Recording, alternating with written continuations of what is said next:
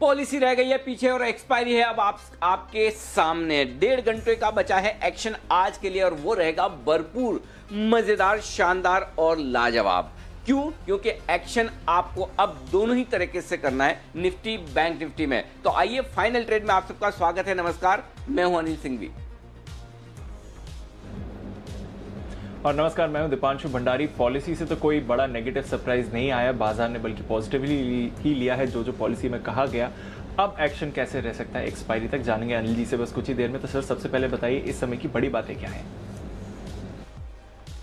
ज्ञानदीप, बड़ी बातों में यही है कि पॉलिसी आकर निकल गई है और ब्याज दरों में कोई बदलाव नहीं होने की वजह से भी नहीं होने के बावजूद भी बाजार मजबूती के साथ टिके हुए हैं, ऊपर की तरफ अपने ट्रेडिंग रेंज के ऊपरी स्तरों की तरफ ट्रेड करते हुए दिख रहे हैं। और पॉलिसी के बाद बड़ा उछाल आता हुआ दिखा है। 11,200 के पार निकला निफ्टी, 11,250 भी पार किया, टच किया, फिर से नीचे आए। बैंक निफ्टी वही 21,900 के आसपास पहुंचकर रुकता है, आज भी वहीं पर रुकता हुआ दिखा।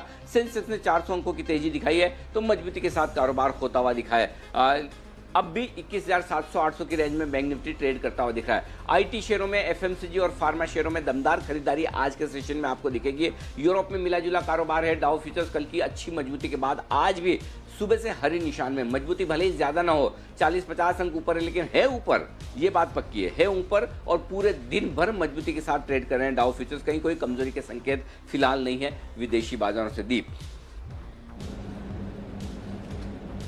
बिल्कुल अनिल जी, तो कोई कमजोरी के संकेत विदेशी बाजारों से नहीं है, कुछ नेगेटिव नहीं आया। जहां तक आरबीआई पॉलिसी का सवाल है, बैंक्स अच्छा सहारा दे रहे हैं, निफ्टी की अच्छी मूव आ रही है। सर, किस तरह से देखना चाहिए आने वाले 1.5 घंटे का एक्सपायरी का एक्शन? मुनाफा वसूली आ सकती है या फिर ये स्ट्रेंथ रहेगी? थोड़ा सा दीप, मैं आपसे इसके लिए मैं वक्त चाहूंगा और उसकी वजह ये कि 1 बजे तक आप और मैं दोनों हम वो शो कर रहे थे और शुरुआत करने के पहले मैं डेटा विस्तार से देख नहीं पाया। और चूंकि एक्सपायरी का दिन है और डेटा थोड़े बड़े होते हैं, तो मुझे थोड़ा सा आप 5 मिनट का समय देंगे तो मैं एक बार डेटा देखकर बताऊंगा। फिलहाल एक चीज जरूर कह सकता हूं, मजबूती बिल्कुल है, परफेक्ट है। और 21,650 के ऊपर निकलने के बाद बैंक निफ्टी अच्छी मजबूती के संकेत दे रहा है। सुबह का हाई पार किया निफ्टी 11,200 11,250, ये आखिरी कंजेशन जोन है, इसको पार किया तो 11,300 से 11,325 की रेंज बन सकती है। लेकिन आपको याद होगा कम से कम 3 या 4 बार हमने 11,225 का हाई बनाया है, 2 बार 11,238 का हाई बनाया है। तो यही वो रेंज है जो रुकने अटकने वाली है। 11,250 के पार निकलकर टिके तो फिर यहां से 50 से 75 पॉइंट की जगह और खुलेगी। मैं थोड़ा और डेटा देखूंगा, ये मैं सिर्फ लेवल्स आपको अंदाज से बता रहा हूं। 21,900 22,100 ऊपर रुकावट का लेवल है बैंक निफ्टी पर। 11,250 के पार निकले 50 से 75 पॉइंट और ऊपर, ये आपके लिए फिलहाल लेवल से। लेकिन तब तक, जब तक कि इन लेवल्स को हम और अच्छे से डेटा के साथ मिलाकर देखें, तब तक भसीन साहब हमारे साथ कार्यक्रम में है तैयार। बिगुल के साथ करते हैं उनका स्वागत।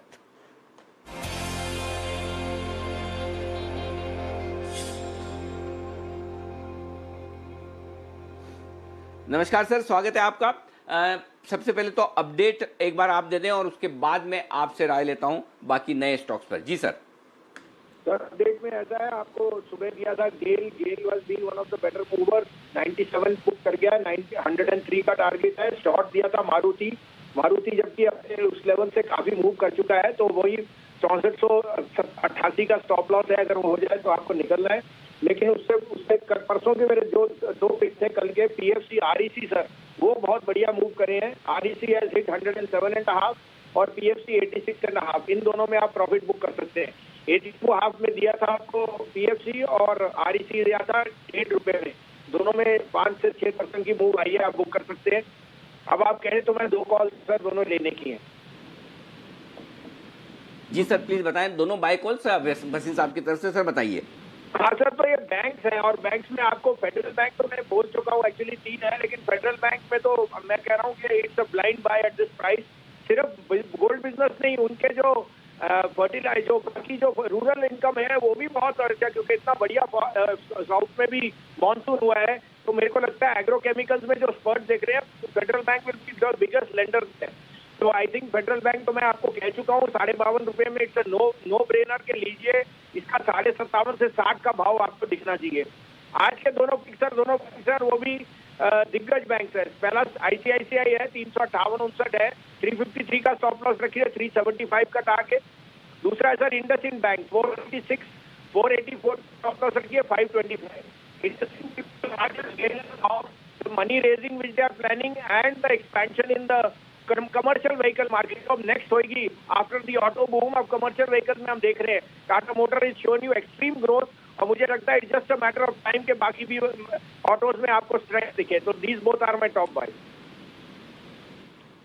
एक बार सर इंडसइंड बैंक का स्टॉप लॉस फिर से बता दें. टारगेट मैंने 524 सुना है, स्टॉप लॉस एक बार फिर से दोहरा दें सर.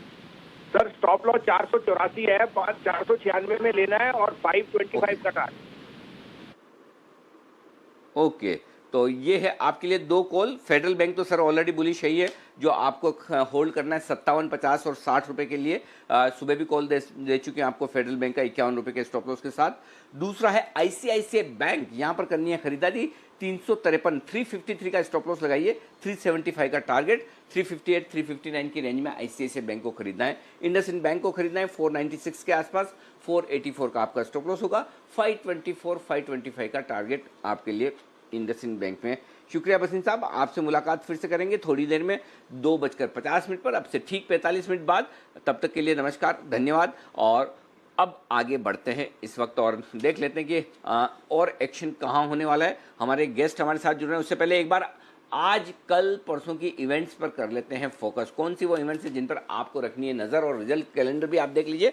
मानसी तैयार है सारी डिटेल्स के साथ. मानसी बताइए. शुक्रिया अनिल जी. आज HPCL, Lupin, Torrent power, Adani enterprises, Vodafone idea के नंबर्स पर तो नजर रहेगी ही. इसके अलावा बैंक ऑफ इंग्लैंड का ब्याज दरों पर फैसला आने वाला है. काफी सारी कंपनियां हैं जो AGM आज अपनी करने जा रही हैं. Bata India, Blue Star, SL Propack, Gujarat Pipavav, Tasty Bite, Torrent Power जैसी कई सारी कंपनियों की AGMs आज हो रही है. कल नतीजे सिप्ला के निफ्टी स्पेस में आएंगे और साथ ही महिंद्रा एंड महिंद्रा के नंबर्स आएंगे. वायदा बाजार में MGL, Ramco cement, Concor, REC, Amara Raja batteries, बाटा और सीमेंस के नंबर्स आते दिखेंगे. साथ ही कैबिनेट सेक्रेटरी की पैनल RBI के नए डेप्यूटी गवर्नर का भी चुनाव करने जा रही है. कल के लिए इंपॉर्टेंट इवेंट और एक और इंपॉर्टेंट ट्रिगर, मोरेटोरियम केस पर सुप्रीम कोर्ट में सुनवाई होने जा रही है. मोरेटोरियम के दौरान ब्याज माफी को लेकर सुप्रीम कोर्ट का फैसला आने का अनुमान लगाया जा रहा है. 17 जून की सुनवाई में कोई फैसला सुप्रीम कोर्ट ने नहीं सुनाया था और बैंकों के मुताबिक ब्याज माफी से मुश्किलें बढ़ सकती है, तो इसी केस पर सुनवाई कल होगी. FDC कल के दिन कंपनी के नतीजे तो हैं ही, लेकिन साथ ही बायबैक पर भी बोर्ड बैठक होने जा रही है. इन्फो एज कल के दिन एक बोर्ड बैठक है. QIP के इश्यू प्राइस पर कंपनी का बोर्ड विचार करेगा.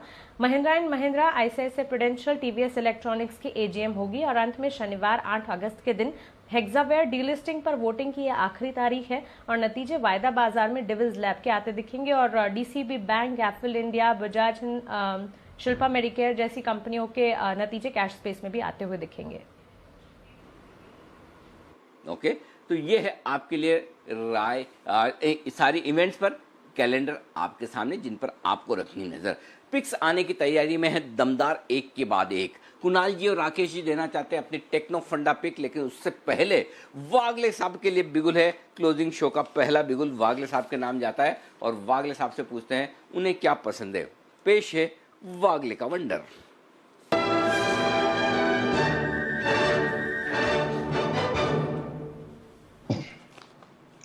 जी वागले साहब बताएं. Anil ji good afternoon. Deepanshu good afternoon. मुझे बाय करना है औरोब फार्मा, जो मुझे लगता है आज के दिन में क्लियर कट मॉर्निंग में ब्रेकआउट था और अभी इसमें एक एक्सटेंडेड मूव आ रही है. 904 का करंट भाव है. 904 से 900 तक बाइंग रेंज होनी चाहिए. 808.88 का मेरा स्टॉप लॉस होगा और मुझे लगता है ये 940 से 945 तक आज नहीं लेकिन कल तक तो जाना चाहिए. 940, 945 तक जाने की तैयारी. औरोबिंदो फार्मा, क्या गजब का ब्रेकआउट आया है. औरोबिंदो फार्मा सबको पसंद आ रहा है. सुबह देखिए आशीष जी ने कहा मुझे पसंद है, उन्होंने SPL में शॉर्ट टर्म पिक के तौर पर दिया. उससे पहले औरोबिंदो फार्मा कुणाल जी, राकेश जी ने दे दिया स्पेशल पिक के तौर पर. 888 में उनकी रिकमेंडेशन थी और एक दिन की थी किसी की मैं भूल रहा हूँ. तो 3 रिकमेंडेशन आई और वागले साहब को भी पसंद है. औरोबिंदो नहीं, 2 आई और ये तीसरी है. तो औरोबिंदो फार्मा 905 ये वागले साहब की पसंद का शेयर. 888 888 जहाँ से शुरुआत की रिकमेंडेशन की कुणाल जी और राकेश जी ने, वहीं पर आपको लगाना है स्टॉप लॉस और यहाँ पर करनी है खरीदारी. तो औरोबिंदो फार्मा लगातार आगे बढ़ता हुआ आपको नजर आएगा। आइए कुणाल जी, राकेश जी तैयार हैं और थोड़ी देर में हम उनसे उनकी पिक लेंगे। मेरे ख्याल से कुणाल जी, राकेश जी, जब भी आप रेडी हों मुझे बता दीजिएगा, मैं आपके पास लौट आऊँगा और मैं आपके पास तुरंत पहुँचूंगा और पूछूंगा कि कौन सी पिक है जो आप देना चाहते हैं। थोड़ी देर में हम आपको खबरों वाले शेयर भी बताएंगे और वहाँ पर भी जो एक्शन हो रहा है वो आपके सामने रखेंगे। लेकिन तब तक जो एक्शन है बाजार का वो आपके सामने रख दिया जाए और बाजार का एक्शन मजबूती के साथ ही आगे बढ़ता हुआ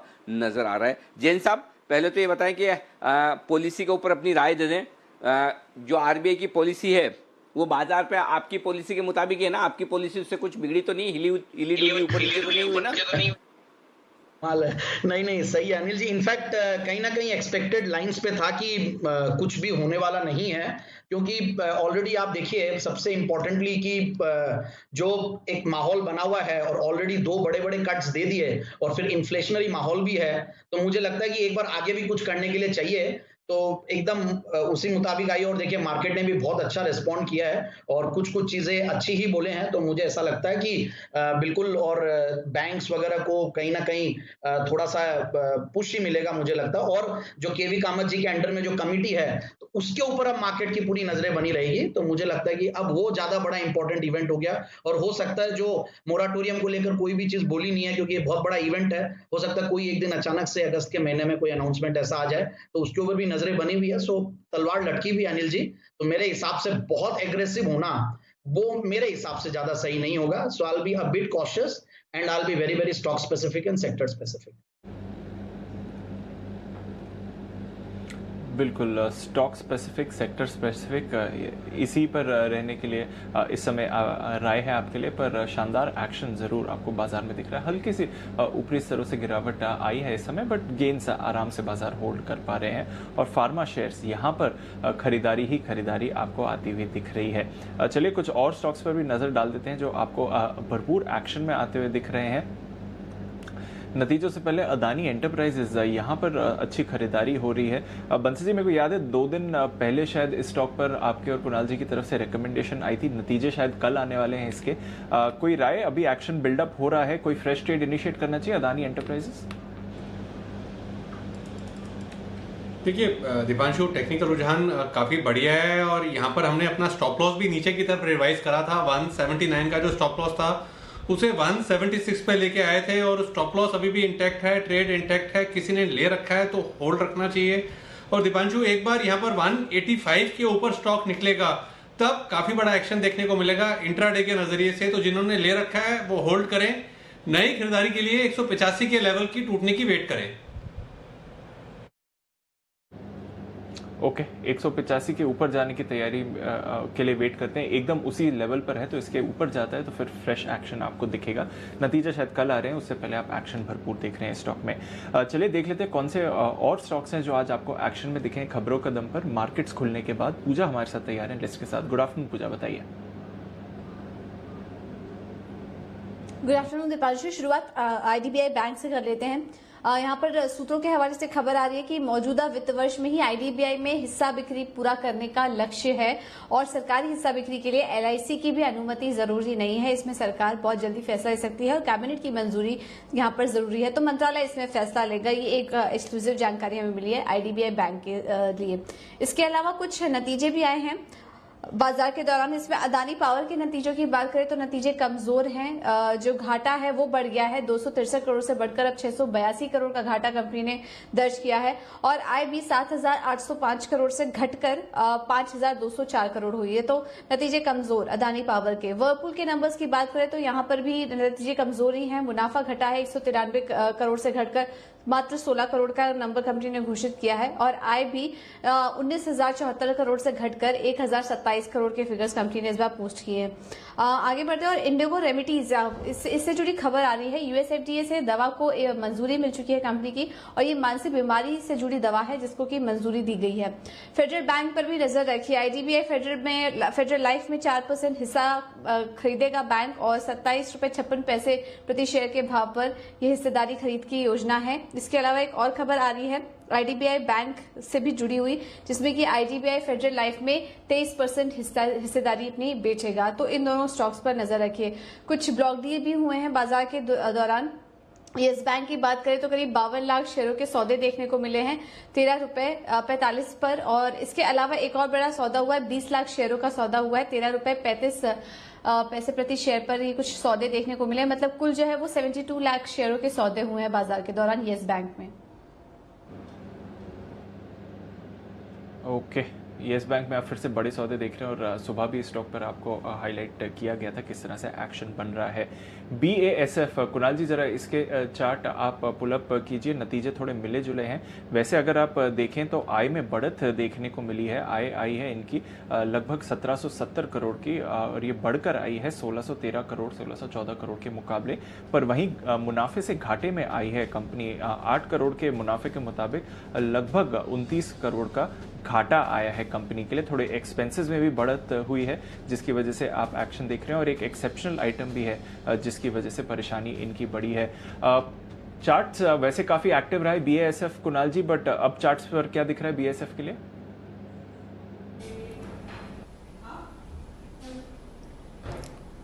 देखिए, सबसे पहले दीपांशु एक डिस्क्लेमर है कि मेरे पास निजी निवेश है BASF में, और दूसरा ये कि इसमें दीपांशु एक बहुत ही बेहतरीन राउंडिंग बॉटम पैटर्न निचले स्तरों पर बना है। शानदार तेजी हमने पिछले कुछ दिनों में देखी है। मुझे लगता है कि जैसे ये जो अभी रिजल्ट की वजह से मामूली सी गिरावट आई है, मुझे लगता है इसमें बहुत ज़्यादा रीड नहीं करना चाहिए। स्टॉक जब तक 1256 रुपए के लेवल्स के ऊपर ट्रेड कर रहा है तब तक ओवरऑल ट्रेजेक्टरी पॉजिटिव है। एक हर्डल जरूर नजर आती है 1480 के आसपास चार्ट पर। ये लेवल निकल जाएगा तो स्टॉक पे और बड़े ऊपर के लेवल्स देखने को मिलेंगे। मेरी राय में डिप्स में खरीदारी के मौके तलाशने चाहिए। कुल डिप्स पर खरीदारी के मौके तलाशने चाहिए। आज जो डिप आ रहा है शायद आगे के लिए अच्छा मौका भी हो सकता है। सुमित जी भी हमारे साथ तैयार हैं। सुमित जी, टाटा कंज्यूमर इस स्टॉक से नजर नहीं हट रही है जिस तरह से तेजी का माहौल बना है और अब देखिए डेज हाई पर स्टॉक ट्रेड कर रहा है। 6.5% का उछाल है। कल नतीजों के बाद थोड़ी मुनाफा वसूली थी बट वहां से अच्छा रिबाउंड आया है। क्या बता रहे हैं चार्ट का स्ट्रक्चर? 500 आ सकते हैं इस पर? गुड आफ्टरनून दीपांशु, बिल्कुल आ सकते हैं। स्टॉक का स्ट्रक्चर बेहद मजबूत है। हर लेवल पे, हर डिप पे स्टॉक के अंदर खरीदारी देखने को मिली है। कल का हाई अभी ब्रेक हो गया और ये ऊपर में 480 के ऊपर सस्टेन करने पे 500 रुपए तक के स्तर जल्दी ही दिखा सकता है। टाटा कंज्यूमर के अंदर जो भी लॉन्ग पोजीशन से होल्ड करके चले, स्टॉक के अंदर नीचे में जो सपोर्ट है 455 460 के आसपास का है, तो वो स्टॉप लॉस लगा के पोजीशंस को कैरी करे। 490 500 रुपए तक के लेवल जल्दी ही देखने को मिल सकते हैं। बिल्कुल, तो नज़र रखते हैं टाटा कंज्यूमर पर। शानदार तेज़ी उस स्टॉक में आपको बनती हुई दिख रही है। वागले साहब, NIIT टेक का आपकी आज सुबह की पिक, यहाँ पर भी अच्छा एक्शन है। अब 2000 के पार गया था इंट्राडे में पर होल्ड नहीं कर पाया, अभी भी 2000 के करीब ही ट्रेड कर रहा है। सर बताइए, कुछ टारगेट स्टॉप लॉस रिवाइज करना चाहिए, पोजीशन होल्ड करनी चाहिए, कोई व्यू इस पर? दीपांशु, स्टॉप लॉस आपका 1970 का होना चाहिए और ये वापस मूव जब आएगी तो ये 2020-2030 तक जाना चाहिए, ऐसा मेरा मानना है। वैसे आज का है 2022-23 का, ऑलरेडी 24 का बना है और मुझे लगता है एक बार वापस टेस्ट होगा। वो आज होगा या कल होगा ये मैं कह नहीं सकता, लेकिन 1970 ब्रेक होता है 1970 तो निकल जाना चाहिए। ओके, तो निकल जाए, ये है आपके लिए राय। कोफोर्ज एकदम ऐसा विदेशी नाम टाइप लगता है। कुणाल जी रिसर्च कर लिए इसका नाम कोफोर्ज क्यों है? मतलब ऐसा कुछ इसके पीछे पता चला है कि क्या नाम रखा है? एक्चुअली ये तो हमें भी रिसर्च करके पता लगाना चाहिए कोफोर्ज क्यों नाम है इसका। और ये विदेशी नाम लगते हैं, आपके मुंह में ऐसा पानी आता है कि मैं ले लूँ ये शेयर?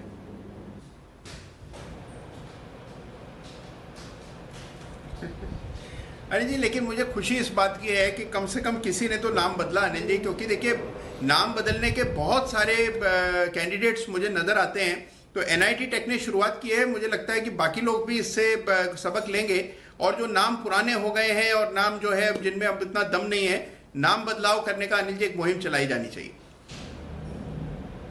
नहीं, आप दूसरे लोग भी सबक लेंगे। आपका इशारा क्या राकेश जी की तरफ है कि राकेश जी का मैकडोवेल डियाजियो हो जाएगा? आप ये कहना चाहते हैं राकेश जी आपकी तरफ तोप का मुंह आपकी तरफ कर दिया इन्होंने तो? नहीं अनिल जी, देखिए अनिल जी ऐसा नहीं है, ये एक्चुअली इनको विदेशी नाम पसंद है। बट अनिल जी अभी आपने जिस तरीके से नाम लिया कोफोर्ज, तो अनिल जी आप बोलने में इजी हो रहा है। और एक अनिल जी कुछ दिनों पहले आपने मुझे एक काम सौंपा था कि ये दवाइयों के नाम इतने मुश्किल क्यों होते हैं, तो अपने आप ही जो मेरे चाहने वाले उन्होंने मेंशन करा कि दवाइयों के नाम अनिल जी इतने मुश्किल इसलिए होते हैं क्योंकि ये इनके नाम सॉल्ट के ऊपर होते हैं और सॉल्ट का नाम काफी कॉम्प्लिकेटेड होता है। तो सॉल्ट के नाम इतने कॉम्प्लिकेटेड क्यों होते हैं? अब अगली रिसर्च उस पर कीजिएगा आप, ठीक है ना। अरे बीमारी के नाम तो इजी है, हार्ट की बीमारी, सांस की बीमारी, दमा, या जो भी, मतलब आप जो बोलना चाहिए, इतनी इजी बीमारी है ना। मेरे को ऐसा लगता है, मेरा जो थॉट प्रोसेस है बंसल जी, मैं बताना चाहता हूँ, सही गलत है आप देखो। मुझे लगता है ये इसलिए मुश्किल नाम रखे जाते हैं ताकि हर कोई हर किसी को दवा रिकमेंड ना कर दे, है ना। ताकि दवा रिकमेंड करने का काम सिर्फ डॉक्टर ही करता है, नहीं तो पता चला हर आदमी को दवा रिकमेंड कर रहा है। हमारे यहाँ तो हिंदुस्तान में सब राय चंजी है, बिना मांगे राय मिल जाती है, 1 से लो 10 से मिलती है। इसलिए बेहतर है कि नाम इतना मुश्किल रखो कि अगले को याद नहीं रहे कि मुझे रिकमेंड क्या करना है। तो वो ठीक है। तो जो भी है, जैसा चल रहा है चलने दो।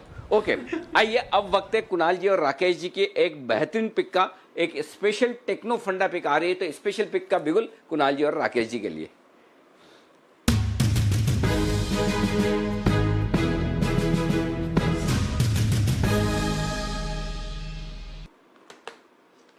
बताएं सर। देखिए अनिल जी, ये पीएसयू कंपनी मतलब कि प्राइवेट कंपनी नहीं है, कंपनी है इंडियन एनर्जी एक्सचेंज। इस पे खरीदारी की राय है। जिस तरीके से शेयरों की ट्रेडिंग एनएससी बीएससी पे होती है और बीएससी का कोई मालिक नहीं है, एक इंस्टीट्यूशन है, इसी तरीके से इंडियन एनर्जी एक्सचेंज है जहां पर पावर, इलेक्ट्रिसिटी, रिन्यूएबल एनर्जी की ट्रेडिंग होती है। एफआई 32% होल्ड करते हैं, डीआई 31% होल्ड करते हैं, डेट फ्री कंपनी है, मोनोपोली बिजनेस है। और अनिल जी, मेरा ऐसा मानना है कि आगे चल के मोट आएगा। इन फ्यूचर जो है रेगुलेटर सिर्फ जो पावर की ट्रेडिंग है वो सिर्फ एक्सचेंज पर ही होने देगा। जिस तरीके से आज हम शेयर बाजार में ट्रेडिंग जो है सिर्फ एनएससी बीएससी पे करते हैं, तो आगे चल के पावर की ट्रेडिंग सिर्फ एक्सचेंज पर होगी, तो आगे चल के मोड भी आएगा।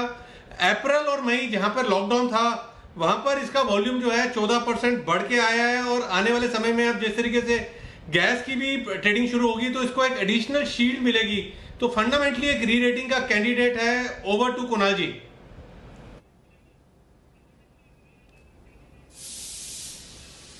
नहीं, देखिए चार्ट स्ट्रक्चर बहुत मजबूत है। शॉर्ट टर्म में double bottom pattern daily charts पर बने हैं और लंबी अवधि में अगर आप इसका मीडियम टर्म चार्ट देखते हैं तो वहां एक बुलिश फ्लैग पैटर्न का ब्रेकआउट होता हुआ नजर आ रहा है। तो इंडिया एनर्जी एक्सचेंज एनर्जी हमारा टेक्नो फंडा पिक है। अब इसमें देखिए स्टॉप लॉस नहीं देंगे हम लोग, अगर आपकी अनुमति हो जी, तो बिना स्टॉप लॉस के ये ट्रेड हम देना चाहते हैं क्योंकि इसमें आप थोड़ा पेशेंस रखें। ये स्टॉक इन स्तरों से डबल होने का इसमें मादा है, तो डबल होने के लिए यानी कि ट्वाइस के गेन के लिए 1-1.25 साल के लिए इसको बाय करें। तो अनिल जी, ये काउंटर है India energy exchange. Okay, India energy exchange 1 से 1.25 साल के लिए बिना स्टॉप लॉस के इन्वेस्टमेंट के तौर पर इसे खरीदें।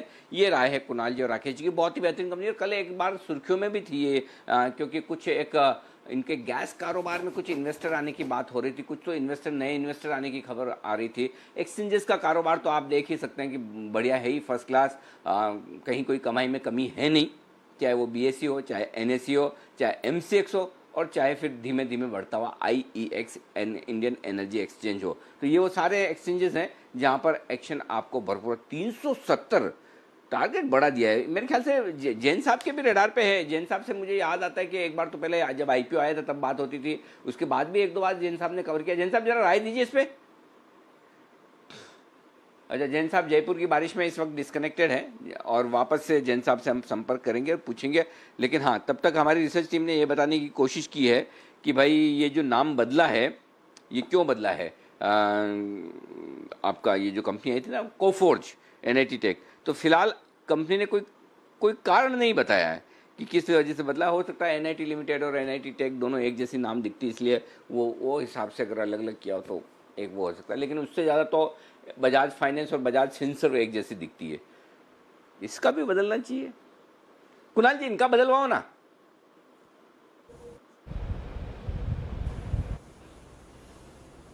अनिल जी, बिल्कुल बदलना चाहिए। काफी सारे स्टॉक्स में कंफ्यूजन है। अब देखिए वेल्सपन ग्रुप के अनिल जी 4 कंपनियां हैं और ये समझ ही नहीं आता कि Welspun industries, Welspun enterprises, Welspun corp. Anil ji, हल्का फुल्का नाम बदल देंगे तो कितनी सुविधा हो जाएगी। तो बिल्कुल अनिल जी एक प्रस्ताव करना चाहिए हम सब लोगों को कि ऐसे कंफ्यूजिंग नाम जिन कंपनीज के हैं, थोड़ा सा इन्वेस्टर्स का भी ख्याल इनको रखना चाहिए। लेकिन कितनी अच्छी भावना आती है। आप देखो ना, Bajaj auto parent company, Bajaj finance, Bajaj Finserv, 2 बेटों की कंपनी, एक फैमिली वाली HUF वाली फीलिंग भी तो आती है। हमारे संस्कार ऐसे हैं कुणाल जी, इसलिए मतलब सबके सरनेम सेम होते हैं। इनके केस में खाली इतने कि फर्स्ट नेम सेम है, सरनेम बदले हुए हैं, तो ठीक है, काम चला लो, थोड़ा सा एडजस्ट कर लो।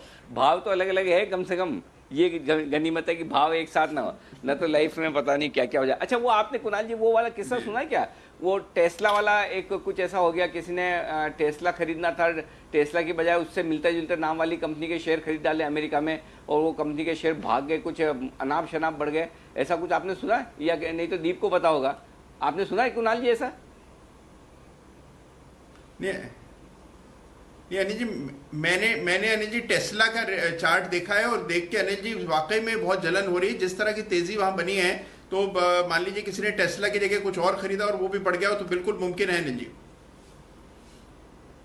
हाँ, वो दीप आपको पता होगा शायद, वो TSLA टेस्ला का कोड ये है, और किसी ने उससे मिलती जुलती कंपनी TLSA, वो उसके कोड में लिए गए और दर्द बटन दबा दिया और काम हो गया पूरा का पूरा। अभी दीप बता देंगे आपको। दीप जरा बताइए इसके बारे में इन्फॉर्मेशन अगर पता है तो। बिल्कुल अनिल जी, तो नाम सिमिलर नहीं है, पर जो उनके स्क्रिप्ट है, जो कोड है, वो सिमिलर है। टेस्ला है TSLA, और ये जो दूसरी कंपनी है उसका नाम है टिज़ियाना लाइफ साइंसेज। ये ब्रिटिश बायोटेक्नोलॉजी कंपनी है, और इसका कोड है TLSA। तो टेस्ला में जब तेजी आई तो इस स्टॉक में भी कोड के कंफ्यूजन की वजह से 47% तेजी इस स्टॉक में भी आ गई, सिर्फ और सिर्फ कोड के लिए। परफेक्ट, ठीक बात है। तो ये है आपके लिए नाम में बहुत कुछ रखा है। शेक्सपियर का ज़माना अलग था, वो जो कहें वो भी उनका सर आंखों पर बड़े विद्वान आदमी थे, लेकिन फिर भी नाम में बहुत कुछ है अगर आप स्टॉक मार्केट में ट्रेड करते तो। बाकी तो ठीक है, राम को या शाम को फ़र्क नहीं पड़ता, लेकिन स्टॉक मार्केट में तो बहुत फ़र्क पड़ता है। अच्छा, श्रीकांत जी हमारे साथ आ चुके हैं। श्रीकांत जी, आपके आते ही देखो बाजार नीचे आया, इसको हम क्या समझे? मतलब अभी तक सब मजबूत था, सब कुछ बढ़िया चल रहा था, आप आए और जैसे नीचे आने लग गया। बिल्कुल अनिल जी, इनफैक्ट देखा जाए तो पिछले 2 दिन से सब कुछ यही ट्रेंड बना हुआ है, और जहां सोचते हैं उसके विपरीत हो रहा है। इनफैक्ट कल भी जब हम ऑप्शन स्ट्रेटेजी दे रहे थे तो यही बात कर रहे थे कि मार्केट ने एक लोअर हाई बनाया है और मार्केट नीचे की तरफ है, तो 11,100 का अगर पुट लेके जाते हैं तो ज्यादा फायदेमंद हो सकता है वो, और 11,200 के कॉल्स लेके जाएंगे तो जिसका तेजी का भी वो कर सकता है। लेकिन आज मार्केट ने दोनों तरफ लेके जाके कंफ्यूज कर दिया है काफी। बट एक बात क्लियर है अनिल जी, कि मार्केट ने अभी तक 11,340 के लेवल को क्रॉस नहीं किया है, और वापस एक लोअर हाई में फॉर्मेशन में कन्वर्ट हुआ है ये मार्केट। तो अब यहाँ पे ये क्लियरली इंडिकेट करता है कि मार्केट कंसोलिडेट कर रहा है, और अगर ये कंसोलिडेट कर रहा है तो उसके पीछे का शायद रीजन ये हो सकता है कि जो यूएस में पैकेज आने वाला है उसके लिए मार्केट भी अपने इधर वक्त निकाल रहा है।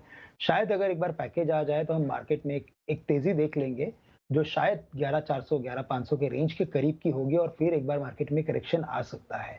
तो अभी मुझे लग रहा है कि अपर बाउंड्री और लोअर बाउंड्री सेट हो चुकी है मार्केट की, तो मार्केट जैसे ही 11,300 के काफी नजदीक जाए तो वहां पे लेने की चेष्टा ना करे, 11,350 के लेवल्स को क्रॉस करने दे, और जैसे ही मार्केट नीचे की तरफ आता है तो मुझे लगता है जब तक मार्केट 11,000 के नीचे बंद ना करे तब तक मुझे लगता है कि वहां पे कुछ पोजीशंस हम कॉन्ट्रा बेसिस पे लॉन्ग कर सकते हैं।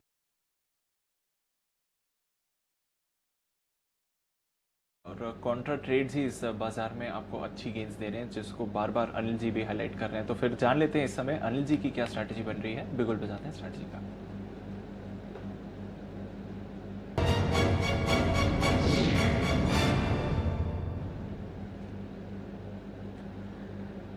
अनिल जी, निफ्टी और बैंक निफ्टी पर तो शार्प फॉल आया है, ग्लोबल क्यूज भी थोड़े से सुस्त हुए हैं। डाउ फ्यूचर्स फिलहाल अभी तो 40 अंक ऊपर है, बट थोड़ा वॉलेटिलिटी वो वहां पर भी आई है। नैस्डैक फ्यूचर्स अब फ्लैट हो गए, बल्कि सारी गेन्स अब नैस्डैक फ्यूचर्स ने गिव अप कर दिए, नेगेटिव टेरिटरी में जाते हुए दिख रहे हैं। और यूरोप के बाजारों में थोड़ा दबाव बढ़ रहा है, स्पेशली यूके के बाजार जो इस समय 1.5% नीचे हैं। आज एशिया में मिला जुला कारोबार रहा, पर जापान के बाजार आधा % नीचे थे, और हांगकांग के बाजार भी लगभग 0.5% की गिरावट दिखा रहे थे। तो थोड़ा दबाव आ रहा है ग्लोबल क्यूज से, पर इंडेक्सेस अभी काफी वॉलेटाइल है। सर, एक्सपायरी की वजह से क्या करना चाहिए? देखिए देव, वैसे तो मार्केट एकदम परफेक्ट है, वॉलेटाइल भली है, लेकिन रेंज को पूरी तरह से रेस्पेक्ट कर रहा है। आज सुबह देखिए हमने आपको जो रेंज दी थी निफ्टी की, बैंक निफ्टी की जो रेंज थी 21,375 की थी, तो 21,370 का आज लो बना है, एग्जैक्टली वहीं से घुमा है। ऊपर की रेंज 21,900 की थी मीडियम वाली, एग्जैक्टली 21,925-26 से घुमा। मैंने जानबूझ के 25 पॉइंट नीचे दिया, कल भी 21,930-32 से घुमा था, तो आज 21,900 से घूम गया। तो रेंज को पूरा रेस्पेक्ट कर रहा है बाजार, कोई समस्या है नहीं। बैंक निफ्टी में आप देखिए वही 11,250 वो आपको ऊपरी रेंज वहाँ तक पहुँच ही गया है। 11,225 कंजेशन जोन है, 11,238-40 वहीं तक पहुँचा, वहाँ से नीचे आ गया। नीचे आपका देखिए 11,127 का लो बनाया है। तो मेरे ख्याल से रेंज एकदम परफेक्ट रेंज में ट्रेड कर रहे हैं। अब आइए मैं डेटा बता दूं, डेटा बड़े इंटरेस्टिंग दिख रहे हैं आपको, और आज एक्सपायरी के दिन डेटा भी ढेर सारे हैं। पहली चीज़, अभी तक डेटा ये बता रहे हैं कि एक्सपायरी में आपके लिए 11,300 तक नहीं पहुंच पाएंगे, इसके ऊपर एक्सपायरी नहीं कर पाएंगे। वो अब खैर दूर हो गया क्योंकि आप 11,200 के नीचे आ गए हैं। 11,200 मेक और ब्रेक लेवल है निफ्टी के लिए, क्योंकि 11,200 के पुट पे 55 लाख शेयर हैं, तो ये 11,200 के नीचे आने के बाद पुट राइटर्स थोड़े से दबाव और तनाव में हैं, और उनकी पोजीशन है 55 लाख शेयर के, उसमें से 45 लाख शेयर आज ही जुड़े हैं। तो दीप, जब तक 11,200 के नीचे आप कमज़ोर हैं, और अगला अहम सपोर्ट 11,100 का निकल कर आता है, तो 11,200 के कॉल पर 34 लाख शेयर राइट किए हुए हैं, 250 पे 42 लाख शेयर हैं, और 300 पे 82 लाख शेयर। तो मुझे लगता है कहीं न कहीं जो डेटा दिख रहे हैं वो 11,100 11,150 की रेंज में एक्सपायरी की तरफ इशारा कर रहे हैं। लेकिन अभी जो डेटा है उस हिसाब से 11,100 के नीचे एक्सपायरी होने की भी संभावनाएं कम है, नहीं के बराबर है। खैर फिर भी कुछ आप कह नहीं सकते हैं, लेकिन 11,100 ये आपके लिए अहम सपोर्ट है। इसके आसपास खरीदारी करनी चाहिए, और 11,250 11,300 फिर से मिलता है, आई डोंट नो मिलेगा नहीं मिलेगा, लेकिन आखिरी 1 घंटे के लिए 11,100 11,200 एक बार आप रेंज मानकर चल सकते हैं। तो 11,100 11,125 के आसपास खरीदारी कीजिए, 11,200 के आसपास आता है, 11,225 के आसपास बिकवाली कीजिए, वो ज़्यादा बढ़िया है। डेटा बहुत साफ साफ आपको इशारा नहीं कर रहे हैं। 11,100 सपोर्ट है, 11,200 बीच का लेवल है, और 11,300 बड़ा रुकावट का लेवल। तो 11,150 ये मेरे ख्याल से अगर ये भी एक्सपायरी मिल जाए तो बुरी नहीं है। अब देखते हैं क्या होता है। डेटा में मुझे क्लैरिटी नहीं मिल रही है। अब मैं बैंक निफ्टी के डेटा ज़्यादा साफ पढ़ पा रहा हूँ, वहाँ पर क्लैरिटी ज़्यादा है, और वो ये है कि बैंक निफ्टी 21,500 के नीचे जाने को तैयार नहीं है। बैंक निफ्टी में सपोर्ट साफ साफ दिख रहा है 21,500। तो मेरा ये समझना है 21,500 के आसपास बैंक निफ्टी लेना चाहिए। 21,370 आज का जो लो है वो स्टॉप लॉस रखना चाहिए। 21,650 21,800 ये वापस ऊपर की रेंज बन सकती है, जिसके लिए बैंक निफ्टी खरीदना है। तो मुझे निफ्टी के मुकाबले में बैंक निफ्टी में ज़्यादा क्लैरिटी दिख रही है। तो 21,500 या इसके थोड़ा सा नीचे खरीदिए। आज का लो का स्टॉप लॉस रखिए, 21,350 का रख लीजिए, 21,650 और बढ़ गए तो 21,800 तक जा सकते हैं। ये बैंक निफ्टी में दिख रहा है। तो मेरे लिए क्लियर ट्रेड बैंक निफ्टी में अगर उस रेंज में मिलता है तो। जी दीप, 21,500 के नीचे बैंक निफ्टी में मैं एक्सपायरी नहीं देख रहा हूँ, कम से कम ये डेटा में साफ नजर आ रहा है। जी बिल्कुल, तो बैंक निफ्टी में आपको अच्छा ट्रेड बनते हुए देख सकते हैं। निफ्टी पर अभी क्लैरिटी थोड़ी कम है। इन लेवल से यहाँ से थोड़ी और गिरावट के बाद बैंक निफ्टी को संभल जाना चाहिए, बट थोड़ी देर में पिछले कुछ मिनटों में एक शार्प फॉल ज़रूर आपने आती हुई देखी है। जहाँ तक बाजार का सवाल है, नज़र रखते हैं इन एक्शंस पर। चलिए कुछ और स्टॉक्स पर फोकस कर लेते हैं, और बैंक्स की बात चलिए तो आज जो बड़ा इवेंट था पॉलिसी का, उसके बारे में भी चर्चा कर लेते हैं। पूजा ने पूरे पॉलिसी डॉक्यूमेंट को देखा है और उसमें से सारी जो अच्छी और थोड़ी नेगेटिव खबरें हैं उसका एनालिसिस किया है। पूजा बताइए, क्या रहा पॉलिसी का फाइन प्रिंट, किस तरह का फोकस रहना चाहिए पॉजिटिव और नेगेटिव दोनों पर? जी, सबसे पहले पॉजिटिव से शुरुआत कर लेते हैं। जो बड़ी घोषणा हुई है उसमें सबसे पहले अगर महंगाई की बात करें तो यहाँ पर दूसरी छमाही में बात की जा रही है कि महंगाई पे सुधार होगा। घरेलू डिमांड भी में भी यहाँ पर सुधार देखने को मिल सकता है। ग्रामीण इकोनॉमी काफी मजबूत हुई है अच्छे मॉनसून के कारण। इसके अलावा नाबार्ड और एनएचबी को, नेशनल हाउसिंग बैंक को 10,000 करोड़ की लिक्विडिटी देने की बात की जा रही है, जो कि काफी पॉजिटिव है तमाम माइक्रो फाइनेंस कंपनी के लिए और एनबीएफसीज के लिए, जो हाउसिंग फाइनेंस में भी फोकस करते हैं, उनके लिए भी काफी पॉजिटिव है। इसके अलावा 7 जून 2019 के सर्कुलर से जुड़ी जो कंपनियां हैं उनको भी यहाँ पर राहत देने की बात की गई है। उनको एनपीए नहीं, अगर वो ओनरशिप नहीं भी मिली है तो भी अगर वो बैंक के पास है तो उनकी रिस्ट्रक्चरिंग हो सकती है और उनको स्टैंडर्ड एसेट ही माना जाएगा। तो ये एक बड़ी घोषणा हुई थी एनपीएस और रिस्ट्रक्चरिंग के फ्रंट पर। अभी इसमें रिपोर्ट आना और डिटेल गाइडलाइन आना भी बाकी है, तो इस पर हमारी नजर बनी रहेगी। इसके अलावा एमएसएमई की रिस्ट्रक्चरिंग की मोहलत बढ़ाकर भी 31 मार्च 2021 तक कर दी गई है।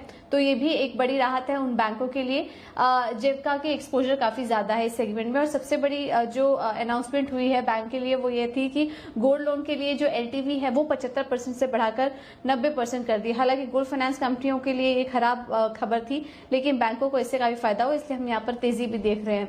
कुछ नेगेटिव हाईलाइट्स मैक्रो इकोनॉमी को लेकर थे, जो आंकड़े थे उनको लेकर थे। यहाँ पर उनका कहना था कि ग्लोबल इकोनॉमी में स्लोडाउन अभी भी बरकरार है और कोविड-19 का सेकेंड वेव भी देखने को मिल सकता है, तो उसके लिए भी तैयारी रखने की जरूरत है। कोविड की वजह से महंगाई को लेकर उन्होंने चिंता जाहिर की और उनका कहना है कि महंगाई यहाँ पर बढ़ सकती है। हालांकि दूसरी छमाही में उन्होंने कहा है कि यहाँ पर कमी आएगी, लेकिन अभी वहां पर महंगाई बढ़ेगी और पेट्रोल की कीमतों से भी काफी ज्यादा दबाव मिलेगा, दबाव बनेगा महंगाई के आंकड़ों पर। और इसके अलावा GDP ग्रोथ को लेकर भी उन्होंने चिंता जाहिर की है। उनका कहना है कि पहली छमाही में और अगर पूरे साल भर की बात करें तो GDP ग्रोथ नेगेटिव हो सकती है। तो ये है आपके लिए RBI की क्रेडिट पॉलिसी की खास बातें जो आज आई हैं।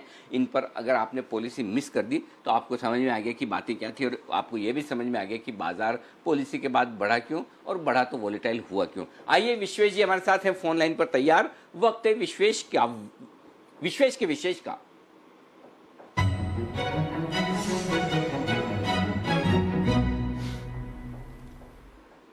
विश्वेश जी 2-3-4 बार में प्रैक्टिस हो गई और ठीक हो गया तो ठीक, नहीं तो विश्वेश या विशेष इन दोनों में से एक शब्द को बदलना पड़ेगा।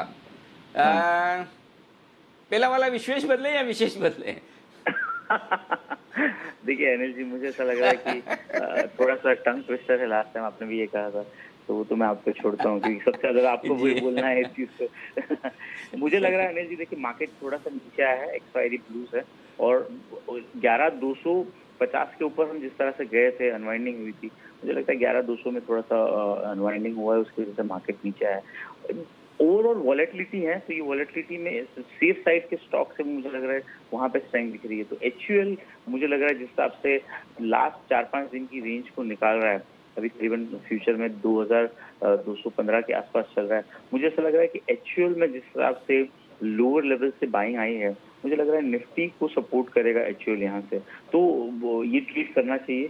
2180 के स्टॉप लॉस से HUL में खरीदारी करनी चाहिए, और जिस हिसाब से HUL के अंदर में एक्यूमुलेशन जोन को मूवमेंट आ रहा है, मुझे लग रहा है फ्लाइट टू सेफ्टी वाला मामला है। स्टॉक जो कंज्यूमर ड्रिवन है और जिसमें लेस वॉलेटिलिटी रहती है वो चलने चाहिए। तो HUL में 2180 के स्टॉप लॉस से खरीदारी की सलाह होगी। 2260 और मुझे लगता है अगर सब ठीक ठाक रहा तो 2300 तक भी जा सकता है, जो लास्ट एक्सपायरी में गया था। तो इस हिसाब से HUL पे खरीदारी की सलाह है। ओके, HUL में करे तेजी, और करेक्शन पूरा कर भी चुका है 2200 के आसपास, 2180 के आसपास काफ़ी वक्त बताया है। और विश्वेश जी की एक खासियत तो है ही है, वो तो मैं जानता हूँ कि ये स्टॉक को नीचे में एकदम पकड़ने में माहिर है। जहाँ स्टॉक चलने के बाद आमतौर पर कम खरीदते हैं, जो कम चला हो और चलने के लिए तैयार हो रहा हो, प्रीएम्प्ट करके ये करने की कोशिश ज़्यादा करते हैं। विश्वेश जी सही है ना, आपका इरादा ज़्यादा ये रहता है कि चलने के पहले प्रीएम्प्ट करके पकड़ा जाए, करेक्ट? हाँ, मतलब देखिए एक चीज समझिए, मार्केट ऊपर के लेवल से नीचे आया है, तो मुझे लग रहा है कि अगर मार्केट को सस्टेन होना है तो दो चीज का सपोर्ट चाहिए होगा, या तो रिलायंस का या फिर heavy weight FMCG stock ITC और HUL। और आज HUL लास्ट 4 या 5 दिन की रेंज का ब्रेकआउट दे रहा है, तो मुझे लग रहा है कि HUL का बेस जो है वो 2200 के आसपास कहीं बन गया है। तो अगर मार्केट में लॉन्ग रहना है और वॉलेटिलिटी बहुत ज्यादा है तो HUL एज ए ट्रेडर आपको सपोर्ट दे देगा अपसाइड में। और कहीं ना कहीं देखिए, कल हमने सुबह में कहा था 11,200 की ओर जा सकते, 11,200 का, लेकिन 11,200 के ऊपर जाके जिस हिसाब से तेजी से नीचे आया, थोड़ा सा अलार्मिंग है। आज के end of the day data में देखेंगे, या फिर एक्सपायरी ब्लूज है, वो पता चलेगा कल फॉलो अप आता है कि नहीं आता है। फिर एक चीज समझिए, ओवरऑल मार्केट ब्रॉडर रेंज में ही फंसा हुआ है, 280-300 जहां जाता है तो सेलिंग आ रही है। तो मुझे लगता है उस लिहाज से HUL इंडेक्स को सपोर्ट करने के लिए चलना चाहिए। ओके, तो ये है आपके लिए HUL पर राय, और HUL मजबूती के साथ ऊपर जाने की तैयारी में इस वक्त आपको नजर आएगा। आइए अगला बिगुल है विश्वेश जी। अच्छा, एक ही है ना विश्वेश जी, और कुछ तो नहीं है? ओके ठीक है, एक ही है, चलो बढ़िया। आइए अगला बिगुल श्रीकांत जी के लिए BTST का। आइए बिगुल के साथ श्रीकांत जी के लेते हैं पिक।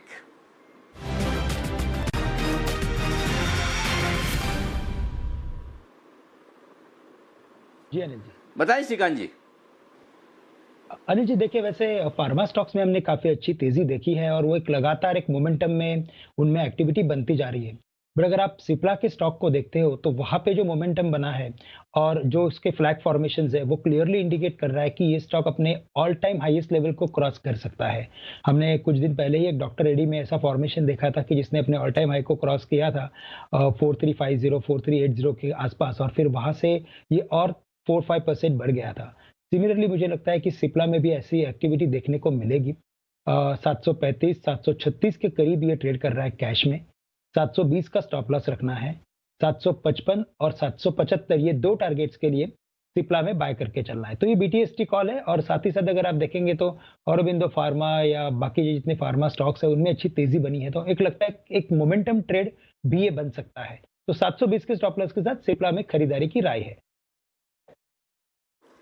सुमित जी का भी धन्यवाद स्वीकार करें। सुबह वाले शो में सुमित जी ने जाते जाते आपको एक बीटीएसटी कॉल दिया था, यही सिप्ला। उनका भी टारगेट 752 और 770 का, लगभग आपके भी टारगेट वही है, लगभग सेम। आप दोनों ने एक ही चार्ट प्रोवाइडर की सर्विसेज ली हुई ऐसा लगता है। सेम चार्ट ही देख रहे हैं आप, तो दोनों की तरफ से खरीदारी की राय। सुमित जी को सपोर्ट देने के लिए आपको आज शुक्रिया। सुमित जी की तरफ से मैं ही दे देता हूँ, ठीक है ना। आइए, और अच्छा, थोड़ी देर में सच्चिदानंद उत्तेकर हमारे साथ जुड़ेंगे, सचिन जी, जो आपको देंगे छोटा ऑप्शन बड़ी कमाई। उसकी भी आप तैयारी रखिएगा, बस आने की तैयारी में। और उसके बाद नितिन जी का निशाना लगेगा। लेकिन बगैर सब कुछ कहना चाहते हैं इसमें सुमित जी, सिप्ला पर राय?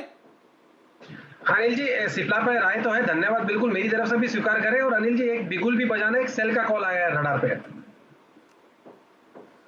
माय गॉड, सेल का कॉल। ओके, सुमित के सुपरहिट।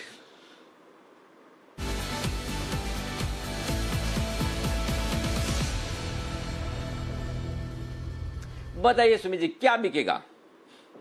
अनिल जी, मुथूट फाइनेंस ने स्ट्रक्चर ब्रेक किया है। मुथूट फाइनेंस चार्ट्स के ऊपर खराब हुआ है, रिसेंट के लोज ब्रेक हुए हैं और इसने लास्ट 5-7 दिनों के जो भी लोज लगे थे उसके नीचे सस्टेन कर रहा है और हैवी वॉल्यूम्स के साथ गिरावट देखने को मिल रही है। तो ऐसा लग रहा है मुथूट फाइनेंस यहां से एक अच्छा खासा फॉल दिखा सकता है। 1210 1208 के आसपास है, स्टॉक के अंदर बिकवाली और देखने को मिलेगी। स्टॉक के अंदर सेल का व्यू लेके काम करे। मुथूट फाइनेंस यहां से जिस तरह से इसने ये लोज ब्रेक किए और वॉल्यूम्स के साथ ये ब्रेकडाउन देखने को मिल रहा है, ऐसा लग रहा है कि मुथूट फाइनेंस यहां से नीचे में 1160 रुपए 1140 रुपए तक के लेवल 1 से 2 दिनों में दिखा सकता है। अच्छा खासा स्ट्रक्चर ब्रेक हुआ है, तो स्टॉक के अंदर लॉन्ग पोजीशंस अवॉइड करनी है। बाइंग की बिल्कुल भी जल्दबाजी ना करें। ऊपर में 1245 1250 का रेजिस्टेंस है, जब तक ये तोड़ेगा नहीं ऊपर में लेवल, तब तक ये स्टॉक के अंदर दबाव देखने को मिलेगा। और 1200 के नीचे सस्टेन करने पे 1160 1140 तक के लेवल जल्दी ही मुथूट फाइनेंस में देखने को मिल सकते हैं। तो हमारी तरफ से मुथूट फाइनेंस में सेल का व्यू लेके काम करने का सलाह रहेगा। ओके, तो ये है मुथूट फाइनेंस में आपके लिए बिक वाली की राय। 1207 के आसपास बेचिए, 1160 1140 के स्टॉप लॉस के साथ। मनापुरम और मुथूट, जो आरबीआई की पॉलिसी आई उसमें पहले ये लगा कि सबके लिए गोल्ड का लोन टू वैल्यू रेशियो बढ़ाया जा रहा है, लेकिन बाद में समझ आया है कि वो सिर्फ बैंक्स के लिए है। अब देखना है, इसमें हो सकता है क्लेरिफिकेशन आए, क्योंकि आमतौर पर वैसे ये सुविधा देनी एनबीएफसी को चाहिए थी, लेकिन दी जा रही है बैंक्स को। देखते हैं अब आरबीआई का क्या इरादा है, जो भी हो आगे पता चलेगा। फिलहाल 1207 पर बेचना है, 1245 का आपको स्टॉप लॉस लगाना है, 1160 1140 के टारगेट के लिए ये है। और श्रीकांत जी से भी मैं पूछ लूँ, श्रीकांत जी आपको भी बीटीएसटी पिक देनी है या फिर मैं सीधा सचिन जी की तरफ बढ़ जाऊँ आगे? नहीं, मुझे एक बीटीएसटी का एक पिक देना है और वो इनफैक्ट अभी दे देना चाहिए, क्योंकि बिल्कुल आ रहा है। यस, बिल्कुल के बाद सचिन जी चलेंगे।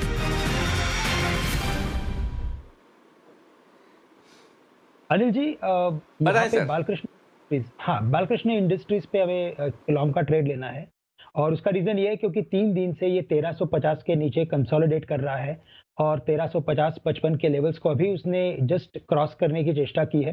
तो मुझे लगता है कि ये स्टॉक एक बार 1430-1440 के लेवल्स को छू सकता है, जो काफी बड़ा गैप है।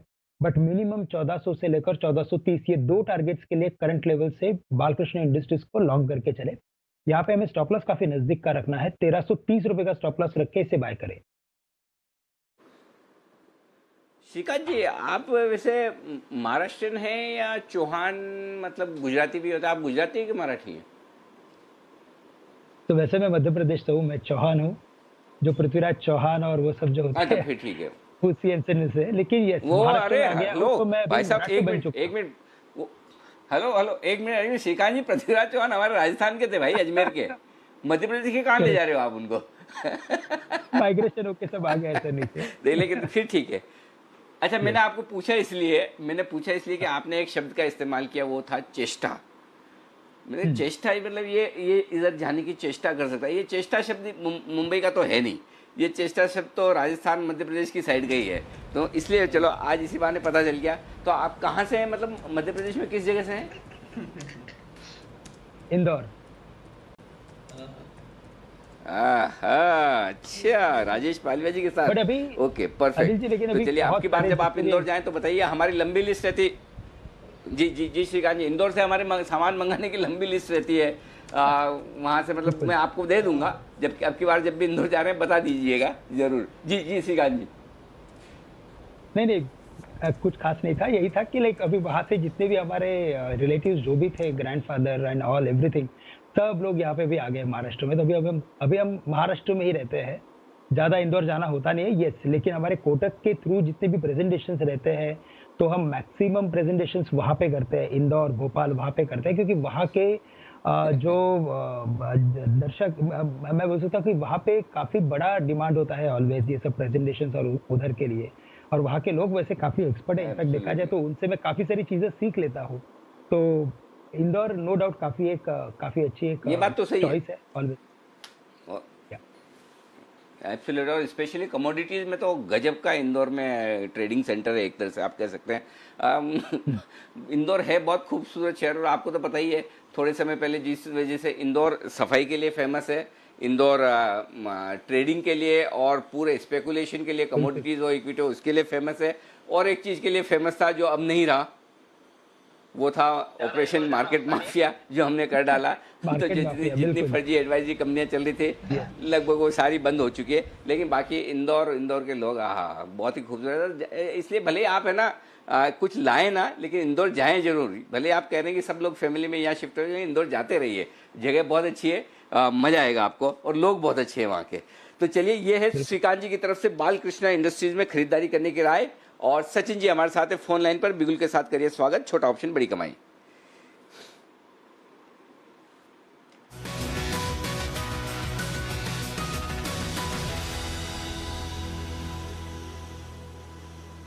जी सचिन जी, स्वागत है आपका। बताएं सर, क्या करना है, तेजी मंदी किसमें?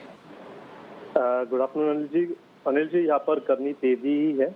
एंड जो मैं एक्चुअली एक स्टॉक देने वाला था पहले, बट उस स्टॉक के बारे में ऑलरेडी थोड़ी सी चर्चा हो चुकी है, तो मैंने वहाँ पर और एक अपॉर्चुनिटी आइडेंटिफाई की है।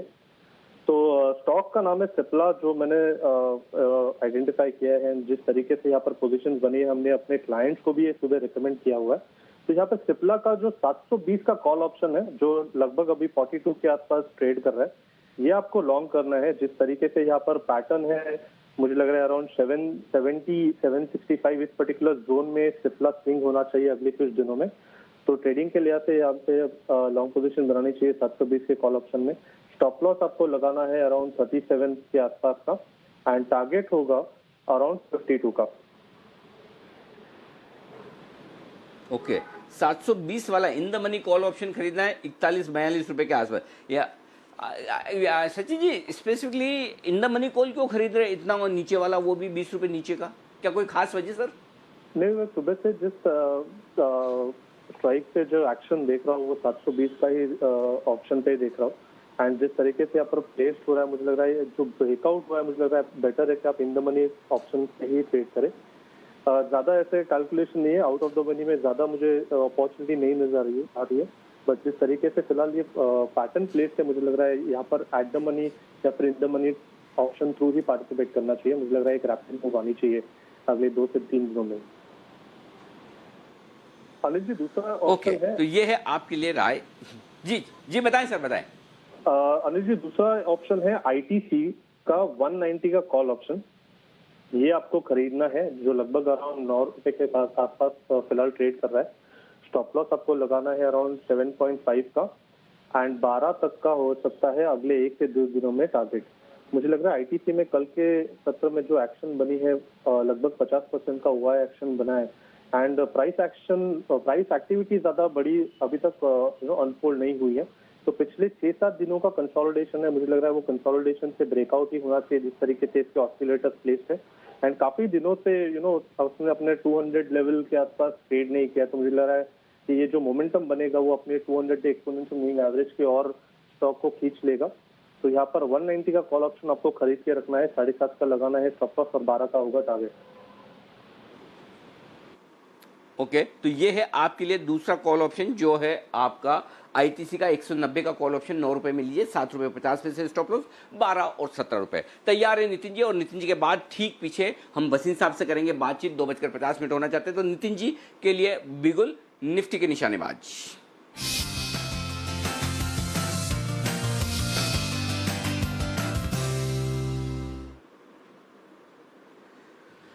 बताएं नितिन जी। अनिल जी देखिए, लेनी तो मुझे पुट थी बट अभी मूव कर गई। मैंने आपको मैसेज भी किया था, वहां से 30 रुपए पे आसपास थी 11,200 की पुट ऑप्शन, थोड़ा डिले हो गया। बट अभी क्या है, अभी 38 के आसपास है 11,200 की पुट ऑप्शन। इसको बिड लगा के लीजिए। बिड लगाना है हमें 30 रुपए पे, 30 रुपए पे बिड लगाएंगे। मिले तो ठीक, नहीं मिले तो कोई बात नहीं। स्टॉप लॉस मेरा होगा 13 रुपए का, यानी 30 पे लेंगे, 13 का स्टॉप लॉस होगा और टारगेट होगा 55 का। अभी 38, 39 है, हम जंप करके नहीं लेंगे। 30 पे मिलेगी तो लेंगे, नहीं तो नहीं लेंगे। 13 का स्टॉप लॉस होगा, 55 का टारगेट होगा। आज ही वाला है ना? आज की 11,200 आज की। ओके, अच्छा 11,200 वाला 30-32 रुपए में एंट्री कीजिए, 13 रुपए का स्टॉप लॉस लगाइए। 55 रुपए के टारगेट के लिए आपको करनी है खरीदारी निफ्टी का आज ही का 11,200 का पुट ऑप्शन। ये ध्यान में रखिए, 11,200 का put option in the money हो गया, लेनी चाहिए। ओके, 31 में आ रहा है, लेना चाहिए। Oh very nice. इसलिए वो 5-7 रुपए तो क्या है नितिन जी, ऊपर नीचे ऐसा हो जाता है ना फटाफट, और वो भी इन द मनी ऑप्शन है तो होना ही है। तो जब तक सचिन जी की कॉल चल रही थी तब तक ऊपर नीचे हो गया। अब 30-32 हो गया, अब वापस ले सकते हैं। जो नितिन जी कह रहे हैं बिल्कुल परफेक्ट। 13 रुपए पर स्टॉप लॉस लगाइए और 55 रुपए पर यहाँ पर रखेगा टारगेट। नितिन जी एक ही है या कोई और बैंक निफ्टी पर भी निशाना लगाने का मन है तो बता दो आप। नहीं जी, निफ्टी बहुत भारी है, बैंक निफ्टी पे तो संभलेगी नहीं। ना अरे क्या बात, बैंक निफ्टी विश्लेष जी और आपके लिए है। बैंक निफ्टी विश्लेष जी और आपके लिए। नहीं थैंक यू। लेकिन काश हमारी भी बैंक निफ्टी की, हमारी नहीं मतलब मेरी विश्वेश जी, मेरी भी स्ट्राइक रेशियो बैंक निफ्टी की आपकी विश्वेश जी की तरह बढ़िया हो जाए। जैसे आप निफ्टी पर निशाना लगाते हैं, विश्वेश जी बैंक निफ्टी पर लगाते हैं, मैं भी थोड़ा सीख लूँ तो बढ़िया मजा आ जाए। लेकिन बहुत बढ़िया, 11,200 का पुट ऑप्शन आपको खरीदना है 30-32 रुपये में। नितिन जी की राय यही है, 13 रुपये का स्टॉप लॉस, 55 का टारगेट। आज का आज ही काम होना है, जो भी होगा आज ही हो जाएगा, कट भी जाएगा नहीं तो, ये ध्यान रखिएगा। शुक्रिया नितिन जी, ये बेहतरीन ऑप्शन हमारे दर्शकों को देने के लिए। बसिन साहब हमारे साथ फोन लाइन पर जुड़ने वाले हैं, जो देंगे आपको BTST पिक्स। बस आपसे 1 ही मिनट में आपके साथ जुड़ भी जाएंगे। बसिन साहब से भी हम करेंगे बातचीत। लेकिन इस बीच 11,180 ये निफ्टी का लेवल है और 21,600 ये बैंक निफ्टी का लेवल। बसिन साहब तैयार हैं? बिल्कुल बजाइए, स्वागत करिए।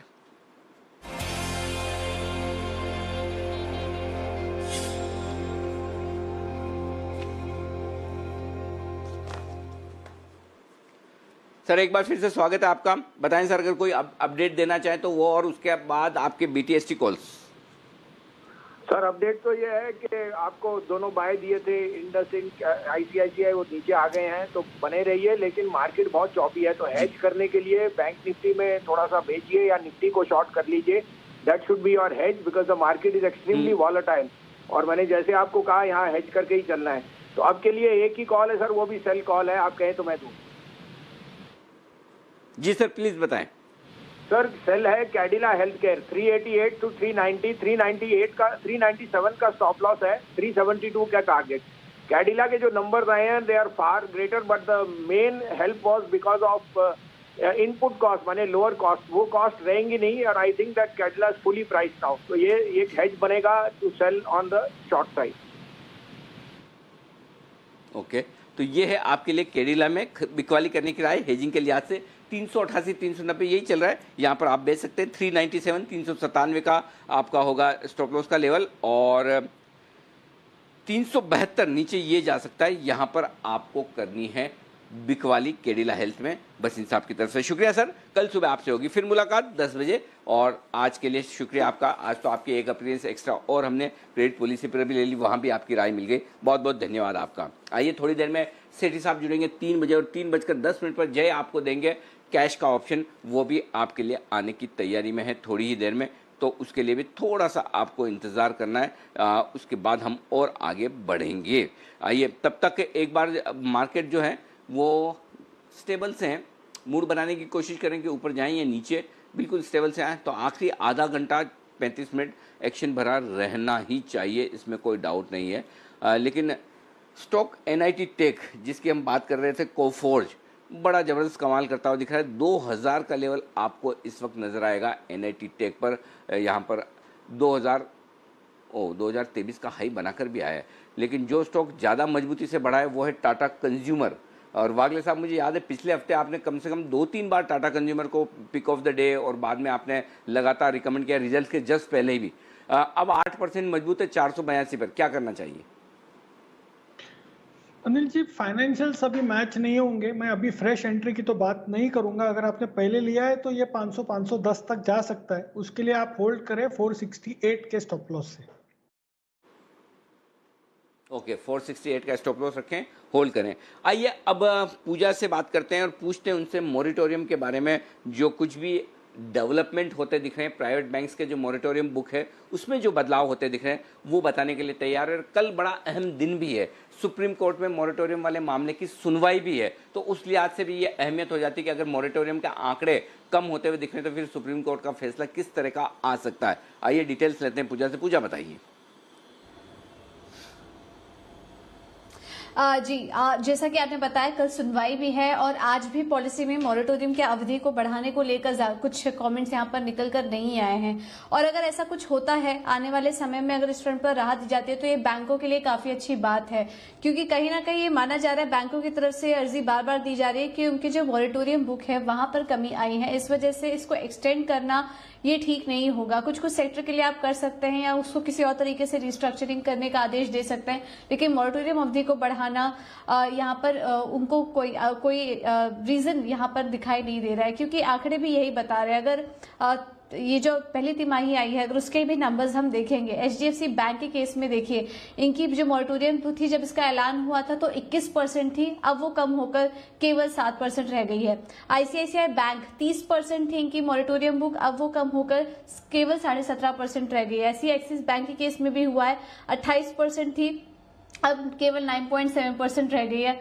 कोटक की बात करें तो 26% इनकी बुक थी, अब घटकर ये 9.5% रह गई। इसी तरह इंडसइंड बैंक और RBL बैंक के केस में भी हमने देखा। हमने निजी बैंकों को यहाँ पर इसलिए ज्यादातर कवर किया क्योंकि अभी ज्यादातर नतीजे उन्हीं के आए हैं और उनके जो बुक है वहां पर हमने एक सब्सटैंशियल गिरावट भी देखने को मिली। और इसकी वजह भी है, सर्वे के मुताबिक ये भी सामने आया कि 50% ग्राहकों ने केवल कैश बचाने के लिए मॉरिटोरियम की सेवा ली थी और जब उसको इनका बर्डन समझ में आने लगा तो फिर धीरे धीरे करके ये मॉरिटोरियम उन्होंने वापस लेना शुरू कर दिया। और जो चिंता का अंदाजा लगाया जा रहा था, जैसे कि कॉर्पोरेट नौकरियां जाने की बात की जा रही थी, अनुमान से कम हुई है वहां पर कमी। बहुमत कर्मचारियों को बोनस नहीं मिला है लेकिन सैलरी उनको बराबर मिल रही थी। और इसी के अलावा इकोनॉमी में भी कुछ रिकवरी के संकेत दूसरी छमाही से मिल रहे हैं। मेट्रो के बजाय हमने देखा कि नॉन मेट्रो शहरों में कामकाज काफी अच्छे तरीके से शुरू भी हो चुका है। तो ये सारी वजह और ये सारी रीजनिंग दिए गए हैं बैंकों की तरफ से। और जब आंकड़े भी देखे तो कहीं ना कहीं अंदाजा लगाया जा रहा है कि ग्राहकों को खुद भी इस सर्विस की शायद जरूरत नहीं है, तो इसको एक्सटेंड नहीं करना चाहिए। बाकी कल सुप्रीम कोर्ट में देखना होगा क्या कुछ आउटकम निकल कर आता है। बिल्कुल, तो ये है आपके लिए लेटेस्ट अपडेट्स जहाँ तक प्राइवेट बैंक्स और उनकी मॉरिटोरियम बुक का सवाल है। शुक्रिया पूजा इस डिटेल्स के लिए। आइए लुपिन पर भी फोकस कर लेते हैं क्योंकि इसके नतीजे आने वाले हैं। देवांशी से पूछ लेते हैं किस तरह के अनुमान लगाया जा रहा है, बताइए देवांशी। बिल्कुल दीपांशु, देखिए कि इस तिमाही में अगर आप लुपिन के नतीजे देखेंगे तो कंपेरेबल नहीं होंगे, क्योंकि पिछले साल के इस तिमाही में हमने देखा था कि उन्होंने अपनी जो जापान की सब्सिडरी है उसका विनिवेश किया था और इसी के चलते आपको on the face of it जो नंबर्स हैं उसमें आपको काफी गिरावट दिखेगी, लेकिन आपको एडजस्टेड नंबर्स देखने होंगे। कुल मिलाकर अगर आप देखिए तो जो आय है इसमें करीब 14% तक की गिरावट देखने मिल सकती है। कामकाजी मुनाफा इस बार करीब 40% से घट सकता है, क्योंकि सारी ज्योग्राफीज में इनकी जो हाई मार्जिन टैबलेट्स हैं या हाई मार्जिन जो दवा है इसमें बिक्री कम होती हुई दिखी और इसी के चलते मार्जिन पर ज्यादा असर आता हुआ दिखेगा। 20% से मार्जिन घटकर करीब 14% के आसपास रह सकते हैं और जो मुनाफा है वो भी करीब 28 से 30% तक कम होता हुआ दिखेगा। ज्योग्राफीज पर नजर करें तो इस बार घरेलू मार्केट में करीब 3 से 7% तक की गिरावट का अनुमान लगाया जा रहा है लॉकडाउन के चलते। लेकिन यूएस की जो आय होगी उस पर नजर रखिए आप, इस बार करीब सिंगल डिजिट की गिरावट का अनुमान लगाया जा रहा है। एक इन्होंने रिकॉल की थी अपनी जो डायबिटीज की दवा है, लेकिन दूसरी तरफ नए प्रोडक्ट लॉन्चेस भी किए थे जिसके चलते यूएस में थोड़ा सा सहारा मिलता हुआ दिख सकता है। थायराइड की दवा और साथ ही जो पेट की दवा है यहाँ पे हल्की सी बढ़त होती हुई दिख सकती है और इसी के चलते यूएस सेगमेंट में हल्की सी जो आय है वो हल्की सी बढ़ती हुई दिख सकती है। अब नजर आएगी कमेंट्री पर। सबसे पहले जो घरेलू आय है वो कब तक बढ़ती हुई दिखेगी, किस तरह से परफॉर्मेंस आता हुआ दिखेगा, नए प्रोडक्ट लॉन्चेस पर क्या आउटलुक बनता हुआ दिख रहा है और साथ ही कुछ प्लांट्स हैं जहां पे यूएस एफडीए की दिक्कतें हैं उस पर क्या अपडेट्स हैं इस पर भी नजर रखेंगे। लेकिन कुल मिला के on the face of it Lupin के आंकड़े आपको थोड़े से नेगेटिव दिखेंगे। ओके, ये है लुपिन पर आपके लिए राय। लुपिन मुझे याद है 700 750 रुपए से सुमित जी लगातार आप 10 की कमाई में इसको पोजिशनली रिकमेंड करते भी आए। लुपिन और सन फार्मा आपके दो बड़े फेवरेट रहे। लुपिन चार्ट पर देखिए, अभी बताइए क्या करना है नतीजों के पहले। अब वो लंबा वाला मत बताना 10 की कमाई वाला, कल सुबह 10 बजे तक का ही बताना। बिल्कुल बिल्कुल अनिल जी, लंबा वाला नहीं बताऊंगा। और अनिल जी आपने बिल्कुल ध्यान रखा है, लास्ट 2-3 महीने में हमने मोस्टली सब फार्मा स्टॉक्स को सिलेक्ट किया हुआ, लुपिन भी हमने सिलेक्ट किया हुआ है। कल तक के लिए इस स्टॉक के अंदर जो नीचे में सपोर्ट है 925-920 के आसपास है और ऊपर में इमीडिएटली 960 रुपए तक का मूव देखने को मिल सकता है। 960 का लेवल टूटा तो लंबा वाला 1000 के ऊपर फिर आएगा। अनिल जी एक बिगुल भी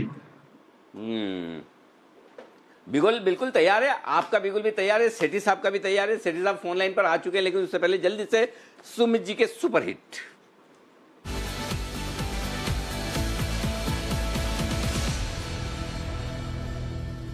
बताएं सुमित जी।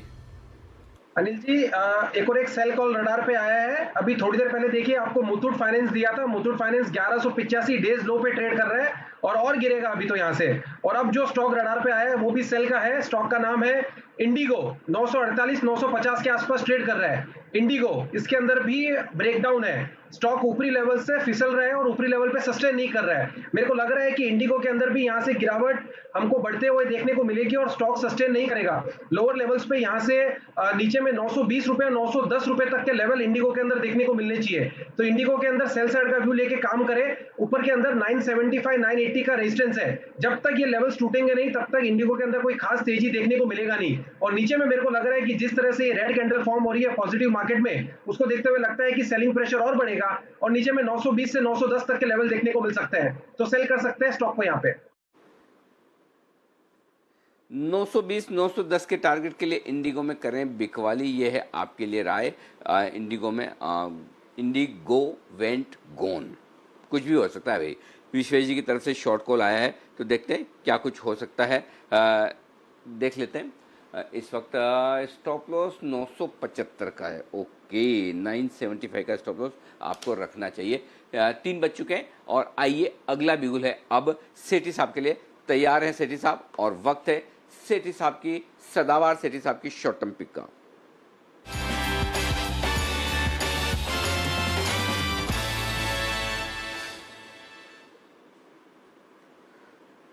बताएं sir. Good afternoon Anil ji. बिल्कुल आज के लिए जो एक शॉर्ट टर्म के लिहाज से जो मेरा पिक है, ये स्टॉक को हमने पहले भी डिस्कस किया है। एक बहुत ही शानदार इंजीनियरिंग कंपनी है, कंपनी का नाम है AIA इंजीनियरिंग। ये इलेक्ट्रो मैकेनिकल कॉन्ट्रैक्ट वगैरह का काम करती है जो कि सीमेंट, माइनिंग और पावर सेक्टर को कैटर करती है। बहुत ही सॉलिड फंडामेंटल्स है, valuation attractive. Operating profit margin देखेंगे तो अराउंड 24% का है, रिटर्न ऑन इक्विटी 16% का। एक जीरो डेट कंपनी और पिछले 3 साल का अगर प्रॉफिट का ग्रोथ देखेंगे तो अराउंड 33% की दर से पिछले 3 साल में प्रॉफिट्स ने ग्रो किया। 417 करोड़ से बढ़ के 832 करोड़। प्रोमोटर्स के कोई प्लेज नहीं है शेयर्स और FIIs और DIIs मिलकर 39% इसमें हिस्सेदारी मेंटेन करते हैं। इस स्टॉक पे मेरा टारगेट रहेगा 1750 का जल्दी ही और स्टॉप लॉस रहेगा 1630 का।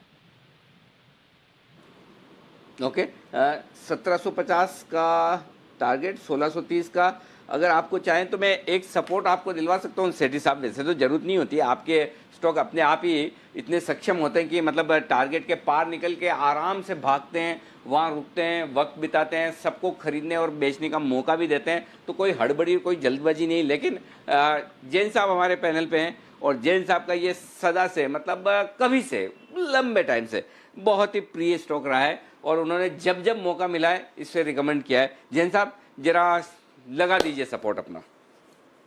गजब गजब अनिल जी, आपको क्या याद रहता है। अब मैं तो वाकई में मान गया।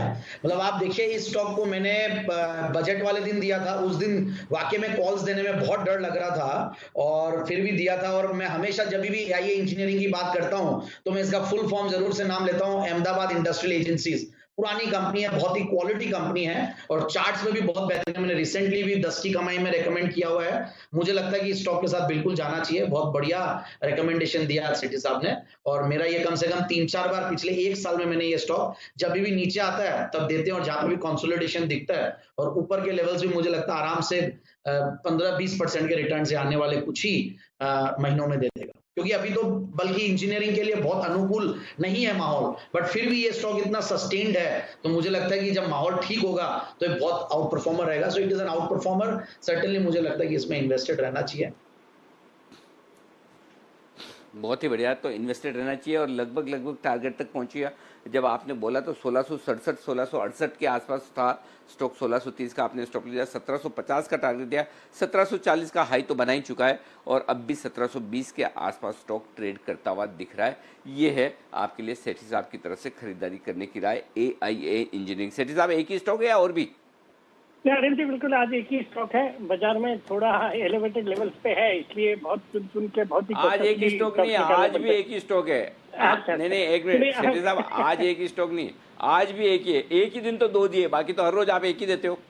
अच्छा अनिल जी अभी देखते हैं, कल से 1-2 स्टॉक कम से कम निकालने की नहीं लेकिन नहीं बिल्कुल, लेकिन आप जो भी देते हो ढूंढ के फंडामेंटली बेहतरीन मजबूत कंपनियां निकाल कर लाते हो और पूरे कन्विक्शन के साथ देते हो। और सबसे बढ़िया बात यह है कि जहां भी आप देते हो उसके बाद लोगों को आराम से खरीदने और बेचने का मौका मिलता है। उनके ऐसा नहीं कि टारगेट टच हुआ और वापस आ गया, आराम से टारगेट के पार निकलेगा भी, टिकेगी। आपकी और जैन साहब की दोनों की ये बड़ी खासियत है, खूबी है कि आपके टारगेट्स के ऊपर स्टॉक आराम से ट्रेड करते हैं और लॉन्ग टर्म इन्वेस्टर्स के लिए और रिटर्न बनते हैं। शॉर्ट टर्म के टारगेट जो हैं वो 1750 के हैं जो आपके लिए सेठी साहब ने सुझाए। बहुत बहुत शुक्रिया सर, कल फिर होगी आपसे मुलाकात।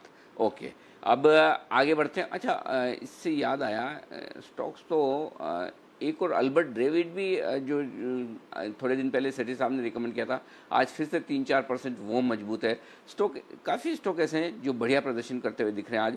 हॉकिंस कुकर, हॉकिंस जैन साहब, हॉकिंस आपका है कि आपका प्रेस्टीज है? मैं थोड़ा सा कंफ्यूज हो जाऊँ सेठी साहब ने, आपका हॉकिंस, हाँ आपका हॉकिंस है। आपने बोला प्रेस्टीज में मैं पकाता हूँ और हॉकिंस खरीदता हूँ, ऐसा कुछ है? बराबर बिल्कुल बिल्कुल, क्या बात है। हाँ, और टीटी के प्रेस्टीज सेठी साहब ने दे ही दिया था और उसके पहले मैंने भी 2-3 बार दिया हुआ है। हाँ। तो हॉकिंस कुकर तो बिल्कुल बेहतरीन स्टॉक है और आज भी 5% चल रहा है शायद। तो यही खुशी है कि कल भी लोगों ने पैसा बनाया और आज भी पैसा बना रहे हैं और मेरे हिसाब से 4750 का टारगेट दिया बहुत इजीली अचीव है। बहुत ही बढ़िया। तो ये है आपके लिए हॉकिंस कुकर जो जैन साहब ने रिकमेंड किया है, जैन साहब की बेहतरीन पिक और ये आपके लिए कमाल करती हुई दिख रही है। बस जय ठक्कर हमारे साथ जुड़ेंगे और 3:10 पर हम उनसे लेंगे उनका कैश का ऑप्शन। 2 मिनट बाद वो भी हमारे साथ शामिल हो ही जाएंगे। तब हम उनसे पूछेंगे कि इनफैक्ट आ ही चुके हैं तो क्या फ़र्क पड़ता है, 2-3 दिन पहले भी ले सकते हैं, 2-3 मिनट, माफ़ कीजिएगा दिन नहीं, 2-3 मिनट पहले भी ले सकते हैं। तो एक काम करते हैं बिल्कुल, और कैश का ऑप्शन ये आ रहा है आपके लिए जय ठक्कर की तरफ से।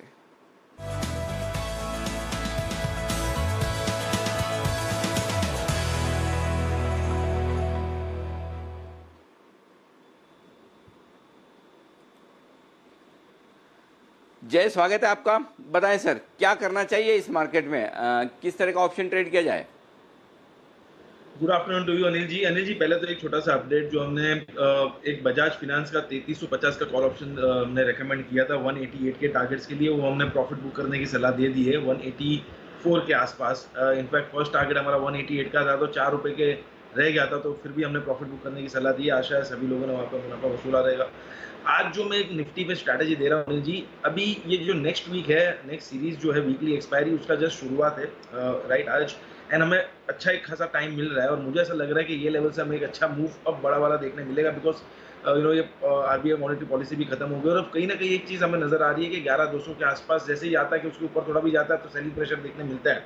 बट मैं कहूँगा नीचे की तरफ अनिल जी 11,000 11,100 ये प्रॉफिट मैं कहीं ना कहीं कहूँगा कि सपोर्ट भी प्रूव कर रहा है। तो ये नेक्स्ट हमें जो ये रेंज देखने मिली है मोटा मोटी 11,000 से लेकर 11,200 250 तक की, ये रेंज में से बड़ा ब्रेकआउट आ जाएगा मुझे ऐसा लग रहा है। इसीलिए लॉन्ग स्ट्रैंगल इनिशिएट करने की मेरी सलाह रहेगी अनिल जी। इसमें ये करना है हमें कि 11,300 का एक कॉल ऑप्शन लेना है और 11,100 का एक पुट ऑप्शन लेना है और हम एग्जैक्टली उसके बीच में खड़े हैं 11,200 पे, और ज़्यादा कॉस्टिंग नहीं होगी अनिल जी। अगर हम 11,300 का नेक्स्ट वीकली एक्सपायरी का कॉल ऑप्शन अगर देखें तो करीब अभी 64 रुपये के आसपास मिल रहा है, और अगर हम 11,100 का पुट ऑप्शन देखें तो करीब 72 के आसपास मिल रहा है। तो अगर ये जोड़ी हम खरीदते हैं अनिल जी तो टोटल हमारी कॉस्टिंग होगी 136 रुपये की, और इसके ऊपर जितना भी जाता है हमारा मुनाफा हो जाएगा। और मैक्स लॉस क्या होगा अनिल जी, यही है, अगर कि यही दो रेंज के ऊपर अंदर रह गया तो हमारा 136 रुपये का लॉस होगा। करीब करीब अगर आप लागत इसमें देखेंगे तो 10,500 के आसपास की लागत है, ज़्यादा नहीं है।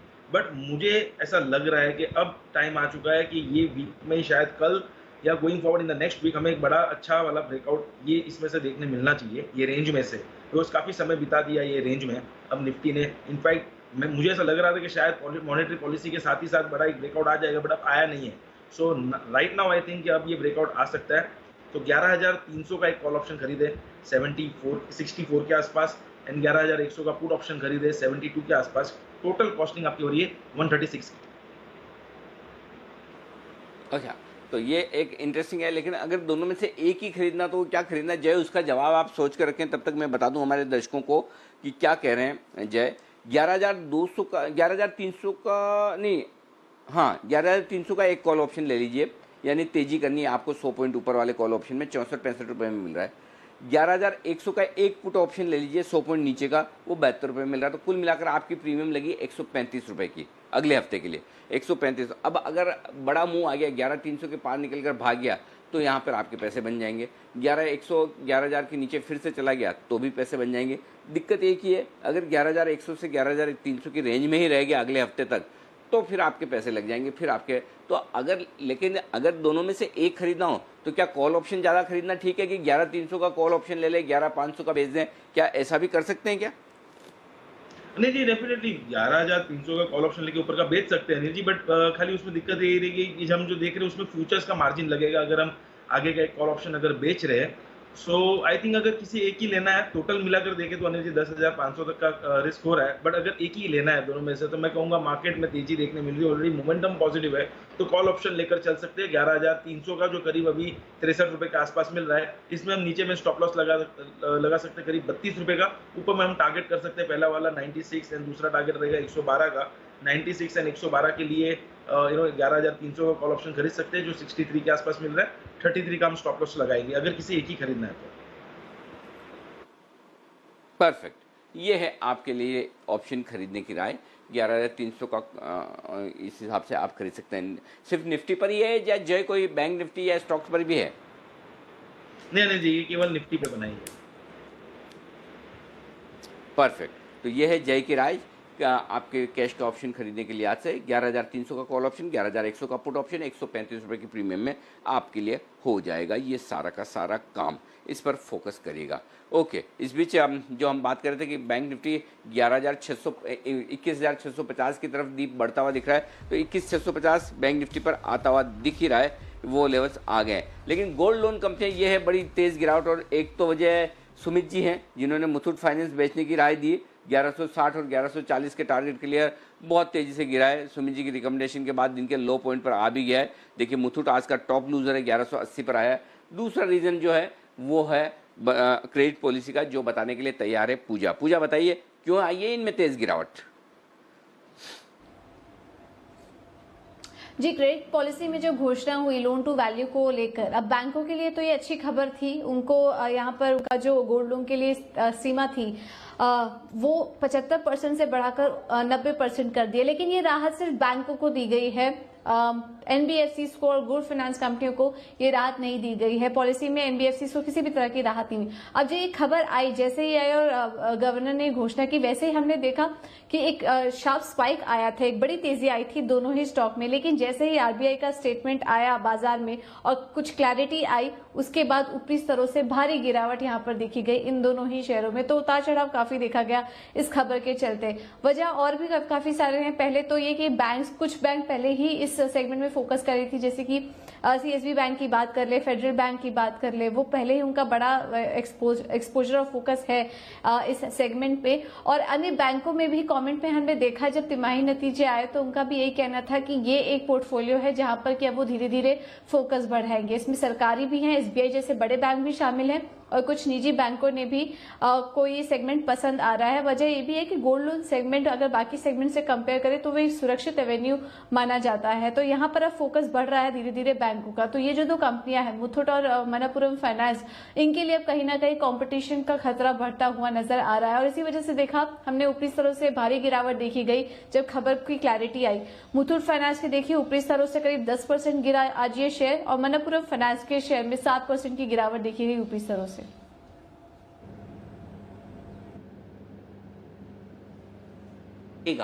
इस वजह से यहाँ पर आ रही है तेज गिरावट। इस वक्त काफ़ी तेजी से गिरते हुए दिखे। एक बार मुथूट पर फिर से राय ले लें और जरा सुमित जी आप ही दे दीजिए, क्योंकि आपके बोलने के बाद डे लो पर भी ट्रेड कर रहा है। स्टॉप लॉस वगैरह रिवाइज करने तो बता दीजिए। बिल्कुल अनिल जी, रिवाइज कर सकते हैं। और एफ&ओ में लॉट साइज 750 का है, तो 30 रुपया आधे घंटे में बहुत होता है, यानी करीब करीब 20-22 है। और अभी स्टॉक का स्ट्रक्चर तो ब्रेकडाउन है, तो नीचे में ये 1160 1140 तक का लेवल देखने को मिल सकता है। आज जब बोल रहा था 1207 1208 के आसपास से अभी 1175 76 का लो लगा है। कल अगर आज का लो टूट गया तो और गिरावट आएगी और फिर वो नीचे में जो मैंने टारगेट्स दिए हैं वो अचीव होते हुए देखने को मिलेंगे। तो सेल का पोजीशंस जो बना रखा है वो बिल्कुल होल्ड भी कर सकते हैं और उसके आसपास स्टॉप लॉस लगा के कैरी भी कर सकते हैं। और अनिल जी एक बिगुल भी। ओके, तो सुमित जी के लिए बिगुल।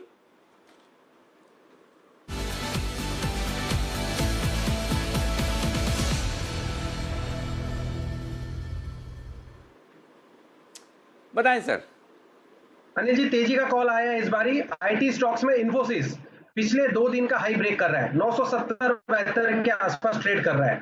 इन्फोसिस पिछले 4 दिन से धीरे धीरे करके गिरावट दिखाया और आज एक ही दिन में 2 दिन का हाई ब्रेक कर रहा है, which is a very positive sign for कोई भी स्टॉक के लिए जो ऐसे फॉल दिखा के तेजी 2 से 3 दिन की एक ही दिन में एंगल्फ करता है। उसको बोलते हैं कि स्टॉक के अंदर बाइंग डिमांड बहुत ज्यादा है। तो ये स्टॉक यहाँ से मेरे को लग रहा है कि यहाँ से और तेजी दिखाएगा। इस बार में लगता है कि जैसे ये 985 का लेवल ऊपर में तोड़ेगा तो 1000 प्लस के लेवल इन्फोसिस में देखने को मिल सकते हैं। 1000 प्लस के टारगेट्स के लिए इन्फोसिस में यहाँ पे खरीदारी करके चलने का सलाह रहेगा। नीचे में स्टॉक का जो सपोर्ट है 940-950 के आसपास का है। 940-950 इन्फोसिस का सपोर्ट है, वो स्टॉप लॉस को वहां पे स्टॉप लॉस लगाए, यहाँ पे खरीदारी करे।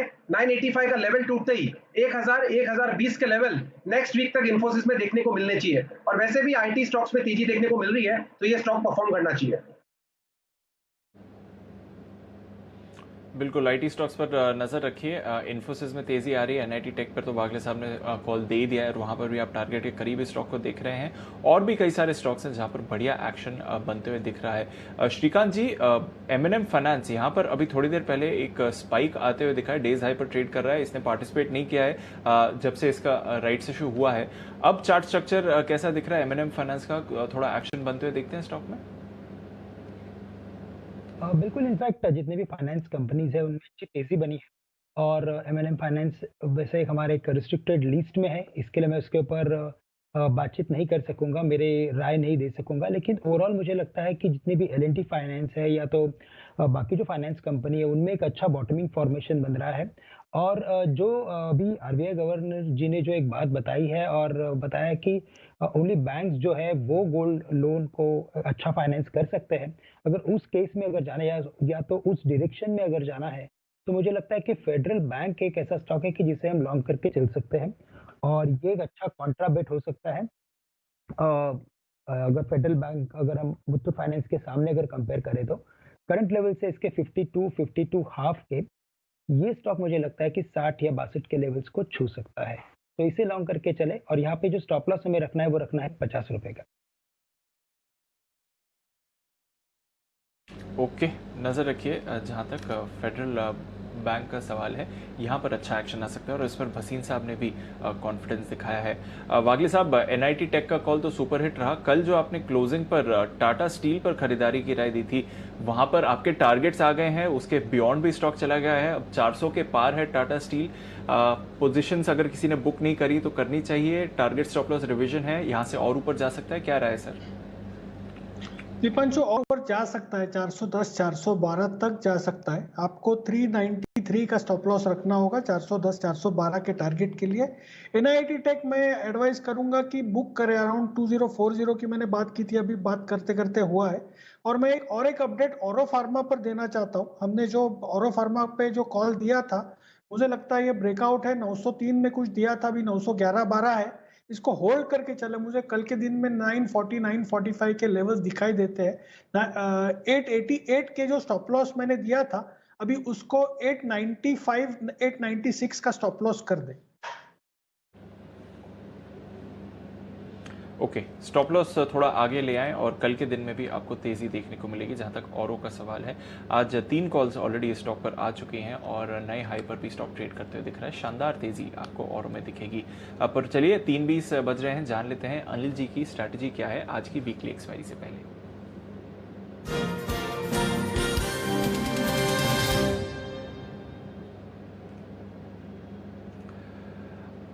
अनिल जी, ग्लोबल क्यूज में तो ज़्यादा बदलाव नहीं हुआ है। जब हमने लास्ट चेक लिया था 50 पॉइंट्स ऊपर है डाउ फ्यूचर्स इस समय, नास्डैक फ्यूचर्स एकदम फ्लैट ट्रेड कर रहा है और यूरोप के बाजारों में हल्का सा दबाव देखने को मिल रहा है। यूके के बाजार 1% नीचे है, बाकी जर्मनी और फ्रांस में ज़्यादा ट्रेड नहीं है। तो ये तो रहा ग्लोबल मार्केट्स का एक्शन। सर बताइए, अब एक्सपायरी से पहले क्या करना चाहिए? देखिए दीप, वैसे तो ज़्यादा संभावना नोटा की बन रही 11,200। देखिए मंदी करने का तो कोई कारण ऐसा है नहीं। डाउ फ्यूचर ऊपर है, हमारे बाजार मजबूत है, पॉलिसी आ गई, सब कुछ हो गया। लेकिन अब 50 पॉइंट ऊपर डाउ है, नेस्डेक फ्लैट है, हो सकता है 4 दिन 5 दिन से अच्छा बढ़ रहा है, थोड़ी प्रॉफिट बुकिंग आ जाए तो कल एक आपको नीचे ओपनिंग भी मिल सकती है, आप उससे इनकार नहीं कर सकते। तो मेरा पॉइंट ये कि आज, और वैसे भी एक्सपायरी वाली क्लोजिंग है, कल सुबह देखेंगे ना। देखिए आज भी सुबह कैसे प्री ओपनिंग सेशन इतना मजबूत दिख रहा था और हमने बोला कि वहाँ से नीचे मिलेगा, वहाँ पर खरीदिए, और ये सिर्फ 10-15 मिनट का ट्रेड है, तो आपको एंट्री मिल जाती है, ऐसा नहीं कि नहीं मिलती है। तो मेरे ख्याल से कोई ट्रेड ना करें, और अगर फिर भी आपको करना है तो आप 11,200 का कॉल ऑप्शन खरीदिए और 11,500 का जो जिनको रिस्क ज़्यादा रखनी है थोड़ी सी, वो 11,500 का बेचे सामने एक, और जिनको कम रखनी है वो 11,300 का ही बेच दें। 11,200 का लेकर 11,300 का बेच दें तो आपकी लिमिटेड रिस्क के साथ BTST एक तरह से हो गई। तो वो आप एक काम कर सकते हैं। बैंक निफ्टी में आप चाहें तो फिर 21,600 या 21,700 का कॉल ऑप्शन ले लीजिए, 22,000 का बेच दीजिए। जिसको रिस्क कम रखनी है, जो थोड़ी ज़्यादा रिस्क ले सकता है, वो थोड़ा 22,200 का बेच दें, नहीं तो 21,700 का लीजिए, 22,000 का बेचिए। 11,200 का लीजिए, 11,300 का बेचिए। सिंपल ये स्ट्रेटजी करके जाइए। लेकिन हल्का सा, और बेहतर तो यही है कि कल करें जो भी करना है सुबह, लेकिन जिनको करना ही है कि बिना किए नींद नहीं आएगी, वो ये कर सकते हैं। तो मेरे ख्याल से वहाँ पर आपको कल के लिए वेट कर लेना चाहिए। कल आपको हो सकता है अगर थोड़ा सा बैंक निफ्टी वापस 21,500 21,525 पे मिल जाए, हो सकता है निफ्टी आपको 11,150 11,125 पे मिल जाए, तो वो एंट्री लेवल अच्छे होंगे, तो हो सकता है मिल भी जाए, कोई बड़ी बात नहीं। 4-5 दिनों से अमेरिका मजबूत है। लेकिन अगर आपको लगता है कि मुझे ओवरनाइट वाला चांस छोड़ना नहीं है, तो कवर्ड कॉल खरीद के जाएं, एक खरीदिए, एक ऊपर का जरूर बेचिए। ऐसे ही खाली खुला मत करके जाइए। लेकिन इस बीच एक अपडेट मैं नितिन जी की तरफ से दे दूँ। नितिन जी ने कहा कि वो 13 रुपये का जो उन्होंने स्टॉप लॉस दिया था निफ्टी के पुट ऑप्शन का, वो ट्रिगर हो चुका है। तो आप 13 रुपये का स्टॉप लॉस, वो एक्सपायरी का ऑप्शन ही था, तो उस हिसाब से वो हो चुका है, आप एग्जिट कर लें। एक्सपायरी के दिन कुछ कॉल्स ऐसे रहेंगे ही जहाँ पर आपकी रिस्क थोड़ी सी ज़्यादा होती है, तो उसको ज़्यादा रिस्क वाला को ऑप्शन मानकर एग्जिट कर लें। तो डिसिप्लिन रखें, कभी कभी आपके स्टॉप लॉस भी ट्रिगर होंगे। 100% स्ट्राइक रेशियो होना ऑलमोस्ट इम्पॉसिबल है। आरती ड्रग्स एक और स्टॉक है जो 19% 90 नहीं 19% ऊपर है। आप देखिए यहाँ पर बड़ी मजबूती के साथ ट्रेड होता हुआ दिख रहा है। लगातार हमारे यहाँ से खरीदारी की राय आपने हमारे एक्सपर्ट्स की तरफ से आरती ड्रग्स में देखिए, और आज भी स्टॉक बड़ी मजबूती के साथ ट्रेड कर रहा है। पसंद है यहाँ पर आशीष कुकरेजा जी को, सिद्धार्थ जी को। 19% की बड़ी तेजी। फार्मा स्टॉक्स में आग लगी हुई है, मतलब गजब ही। जरा किरण जी इसके चार्ट देखिए, और कितना बढ़ेगा भाई ये अब।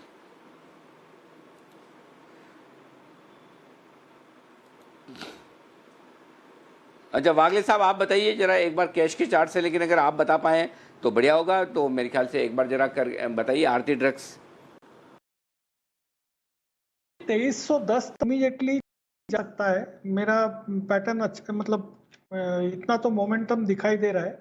और आपको स्टॉप लॉस रखना है 2205 2200 के थोड़ा सा नीचे। 2310 से 2330 तक के जा सकता है।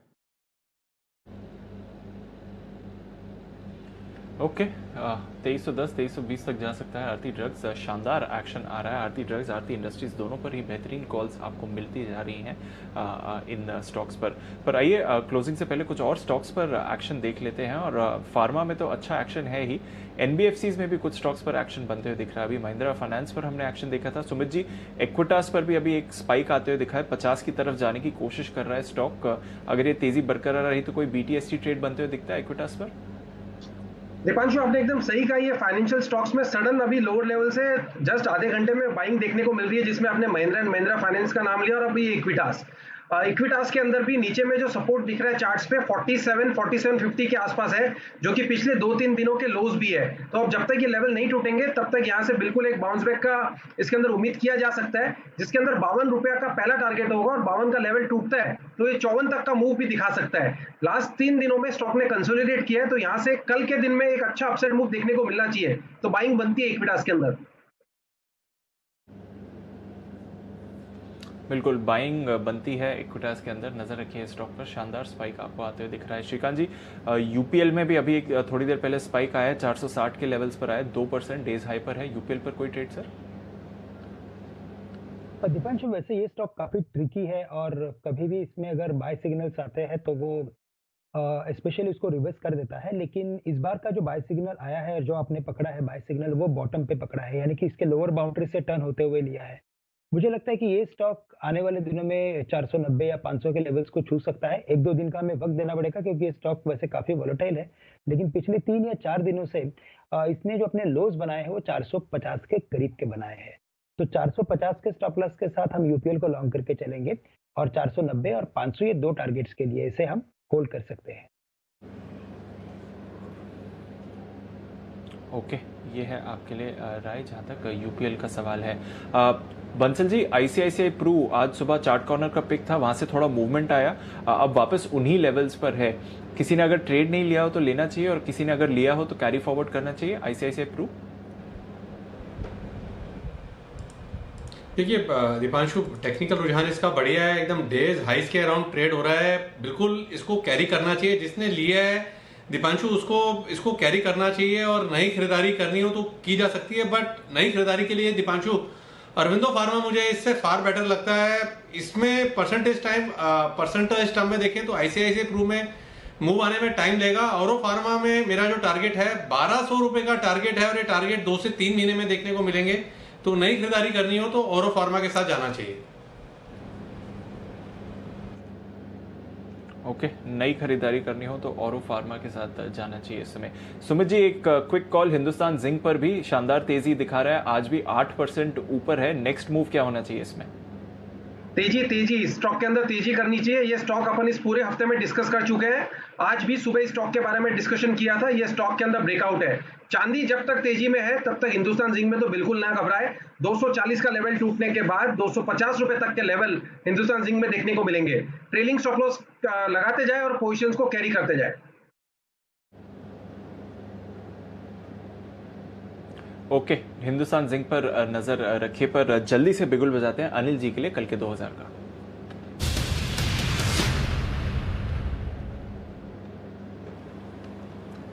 बताएं सर।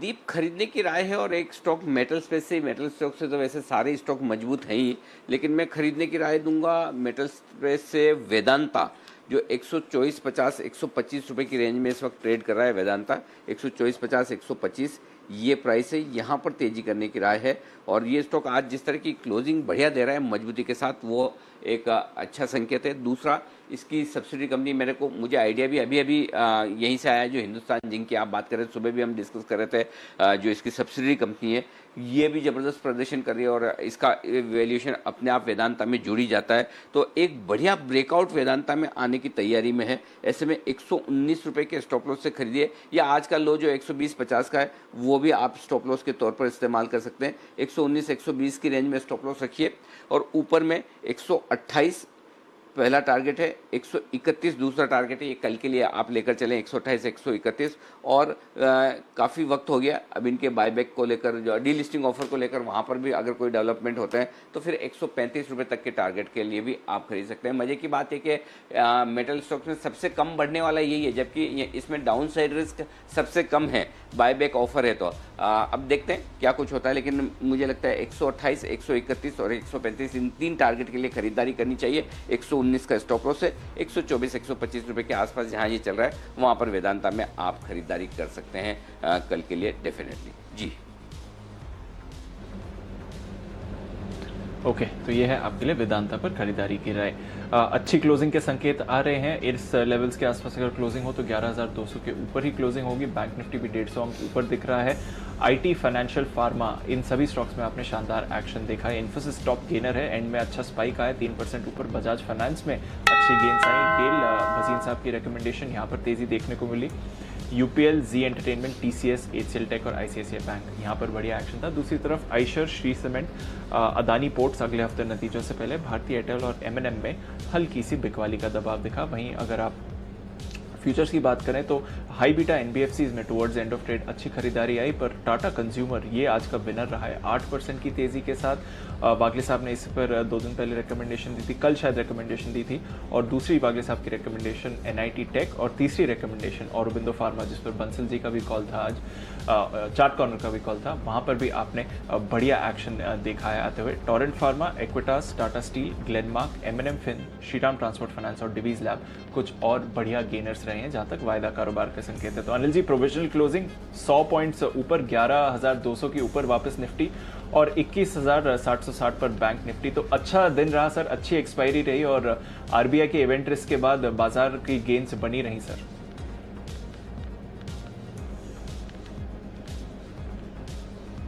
ओके, तो ये है आपके लिए बाजार की प्रोविजनल क्लोजिंग। फाइनल क्लोजिंग का करिए इंतजार, तब तक मैं आपको बता दूं क्या कुछ आज है आपके लिए खास।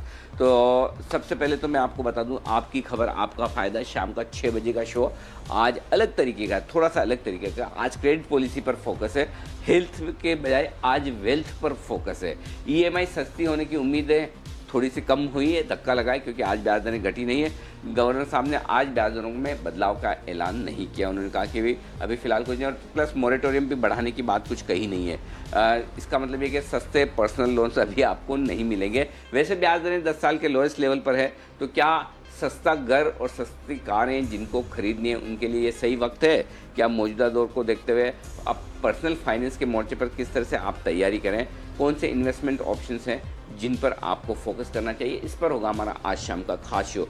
पॉलिसी का ऐलान, आगे का प्लान। अजय बग्गा साहब होंगे, आपकी चहेते फेवरेट एक्सपर्ट हैं ये, पर्सनल फाइनेंस भी बहुत अच्छे से समझते हैं। पर्सनल फाइनेंस में मेरे एक और फेवरेट फिरोज अजीत साहब हैं, डेप्यूटी सीईओ आनंद राठी वेल्थ मैनेजमेंट के, और रियल एस्टेट के एंगल से डॉक्टर निरंजन हीरानंदानी डेवलपर्स के, और साथ ही वो प्रेसिडेंट भी है नार्डेको के, तो वो भी आपके साथ जुड़ेंगे। तो वो सारे के सारे तीनों ही एक्सपर्ट्स आपको इन पर राय देंगे। आप भी अगर कोई सवाल पूछना चाहते हैं या अपनी राय देना चाहते हैं तो हैशटैग का इस्तेमाल करें, आपकी खबर आपका फ़ायदा, और आप भी हमारे साथ शाम को 6 बजे जुड़ सकते। तो बंसल जी, आज शाम को 6 बजे का जो प्रोग्राम है वो आज पॉलिसी पर है और पॉलिसी के बाद के पर्सनल फाइनेंस पर है, ये ध्यान में रखिएगा। लेकिन अगर आपको अच्छा मुनाफा कमाना है तो निवेश की रणनीति भी आपको अच्छी बनानी होगी, जो हम आपके लिए बनाएंगे रात को 8:26 पर मनी गुरु पर। तो मनी गुरु में हम आपको ये बताएंगे कि देखिए आप किस तरह से अपनी ज़रूरतों के हिसाब से इन्वेस्ट करें,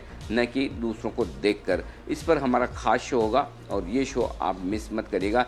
निवेश जो बनाए आपको आत्मनिर्भर, इस पर हमारा खास शो मिस मत कीजिएगा। एक और हमारी मुहिम है, वो भी मैं आपको बताना चाहता हूँ, लेकिन उससे पहले एक इंटरेस्टिंग वीडियो हम आपको बताना चाहते हैं, और वो वीडियो बहुत ही इंटरेस्टिंग है और वो जैसलमेर से कल देर शाम का है, लेकिन आपको देखना चाहिए किस तरह से जैसलमेर में कल रेत के बादल उड़ते हुए नजर आए। ये इंटरेस्टिंग वीडियो देखिए, उसके बाद मैं आपको एक और इंटरेस्टिंग बात बताने वाला हूँ, तो पहले वो वीडियो देखिए।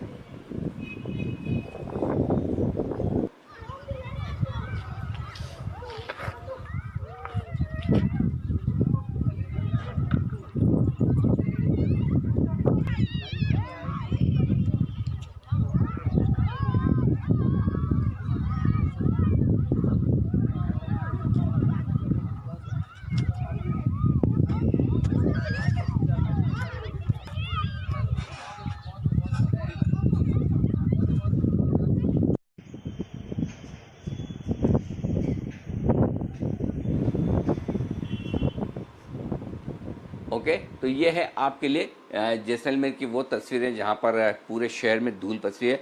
जैसलमेर बाड़मेर में वैसे तो बात है, लेकिन इतनी इस पैमाने का और इतना बड़ा रेत का तूफान वाकई में कभी कभार ही देखने को मिलता है। वहाँ के लोगों को जरूर बड़ी मुश्किल होगी। हाँ, आपके हमारे लिए हो सकता है कि ये एक इंटरेस्टिंग वीडियो और बड़ा ऐसा देखने को मिले कि ऐसा पहली बार ही हम देख रहे हैं, लेकिन सोचिए वहाँ के लोगों को कितनी समस्या, कितनी दिक्कतें हुई होगी। ये किले के वहाँ से नज़ारा आप देख सकते हैं। जैसलमेर का किला भी बड़ा खूबसूरत है, जोधपुर का किला आप देखिए बड़ा ही खूबसूरत है, लेकिन ये है वहाँ का वीडियो। आइए एक और आपको बात बता दें, आज से जी बिजनेस हम बहुत एक ख़ास मुहिम शुरू करने जा रहे हैं, जो कॉरपोरेट्स और देश भर में बिजनेस करने वाले, कारोबार करने वाले लोगों के लिए बेहद अहम है। हमारे देश में बिजनेस करना आसान नहीं है। सरकार ईज़ ऑफ डूइंग की काफ़ी कोशिश कर रही है। ईज़ ऑफ डूइंग के मामले में हम नीचे से काफ़ी ऊपर भी आए हैं, कुछ कामयाबी मिल भी रही, लेकिन अब भी कंपनियों पर कंप्लायंस का बोझ इतना ज़्यादा है कि हर एक कोशिश कम लगती है। और ऐसे में इस वक्त देश में लगभग 1500 कानून, जी हाँ 1500 कानून ऐसे हैं, और इस 1500 कानून में हर एक इंडस्ट्रीज पर लगभग 60,000 से ज़्यादा कंप्लायंस का बोझ है, और 6,500 से ज़्यादा फाइलिंग उन्हें करनी पड़ती है। यानी कि हर साल 6,500 अलग अलग तरह की फाइलिंग करनी पड़ती है। इंडस्ट्री की इन्हीं दिक्कतों को हम सरकार के सामने और पॉलिसी मेकर्स तक पहुंचाना चाहते हैं। इसलिए 10 अगस्त यानी कि अगले सोमवार से, जी हाँ नोट कर लीजिए, 10 अगस्त यानी कि सोमवार से हम शुरू कर रहे हैं हमारी खास मुहिम, कम करो कंप्लायंस। ये कंप्लायंस छोटे एमएसएमई वाले लोगों से लेकर प्रोफेशनल लोग, जिसमें चार्टर्ड अकाउंटेंट, डॉक्टर्स, अलग प्रैक्टिशनर्स, आर्किटेक्ट्स आते हैं, उनसे लेकर बड़े बिजनेसमैन, सबके काम किए। हर एक के प्रोफेशन में, बिजनेस में जिस तरह की कंप्लायंस जो कम होनी चाहिए, ये हम करने जा रहे हैं। और ये हमारी मुहिम है, और इस मुहिम के बाद हम उम्मीद करते हैं कि सरकार की तरफ से काफ़ी कुछ एक्शन होगा। आप भी हमारी मुहिम में शामिल हो सकते हैं। हैशटैग का इस्तेमाल करें, कम करो कंप्लायंस लिख कर भेजिए। आप किस तरह की कंप्लायंस से मुक्ति पाना चाहते हैं, किस तरह की कंप्लायंस कम करवाना चाहते हैं, हम आपके सुझावों को शामिल करेंगे। और 10 अगस्त से हम इस मुहिम की शुरुआत करेंगे। फिर अलग अलग तरीके के लोगों से बात करेंगे, इंडस्ट्रीज से, प्रोफेशनल से और कंप्लायंस से जुड़े तमाम लोगों से बात करेंगे, और फिर जो कुछ निकल कर आएगा वो हम सरकार तक पहुंचाएंगे, पॉलिसी मेकर्स तक पहुंचाएंगे कि किस तरह से अलग अलग रेगुलेटर्स के पास अलग अलग तरह की जो कंप्लायंस इतनी बढ़ी हुई है उसे कम करने की ज़रूरत है। जो सरकार कहती है कि मोर गवर्नेंस लेस गवर्नमेंट, वो वाला जो फॉर्मूला है उसे लागू किया जाए। तो इस पर हम जी बिजनेस आपकी बात उठाने जा रहा है, इंडस्ट्री की बात उठाने जा रहा है, बिजनेसमैन की बात उठाने जा रहा है, और हम आपकी बात को आगे तक पहुंचाएंगे। तो इस पर हमारे साथ जरूर जुड़िएगा। आइए फाइनल क्लोजिंग आ चुकी है, रख दूं आपके सामने। 132 अंकों की मजबूती के साथ बैंक निफ्टी 21,642 पर बंद हुआ है। वही 21,650 के अहम लेवल के आसपास निफ्टी एग्जैक्टली 11,200 पर राउंड फिगर में बंद हुआ है। 98 पॉइंट की तेजी के साथ सेंसेक्स 362 अंकों की मजबूती के साथ बंद होता हुआ दिखा है आज के सेशन में। इन्फोसिस रहा आज का टॉप गेनर, और गेल, बजाज फाइनेंस उसके पीछे पीछे। आइए आप सभी से विदा लेने का वक्त है। आज 2 बड़े प्रोग्राम है। बंसल जी, आपका पसंदीदा वही 6 बजे वाला शेड्यूल के हिसाब से या कुछ और? ये अनिल जी शेड्यूल के हिसाब से 6 बजे वाला है। 6 बजे, ठीक है, परफेक्ट, बहुत ही बढ़िया। और कंप्लायंस से रिलेटेड अगर आपके भी कोई सुझाव हो, कुछ हो, आई एम श्योर जैन साहब काफ़ी बिजनेसमैन से मिलते हैं जयपुर में, बड़ी नेटवर्किंग इनकी गजब है। जैन साहब, आप भी अपने सर्कल में अपने लोगों से बात करें, और वो कंप्लायंस से रिलेटेड जो भी सुझाव देना चाहें, आपके अपने सुझाव जो हों प्लीज़ वो ज़रूर बताइएगा। कुछ अगर आपके ख्याल आ रहा हो तो मैं आपके पास आता हूँ। तब तक एक बार कुणाल जी कुछ कहना चाहते हैं। कुणाल जी।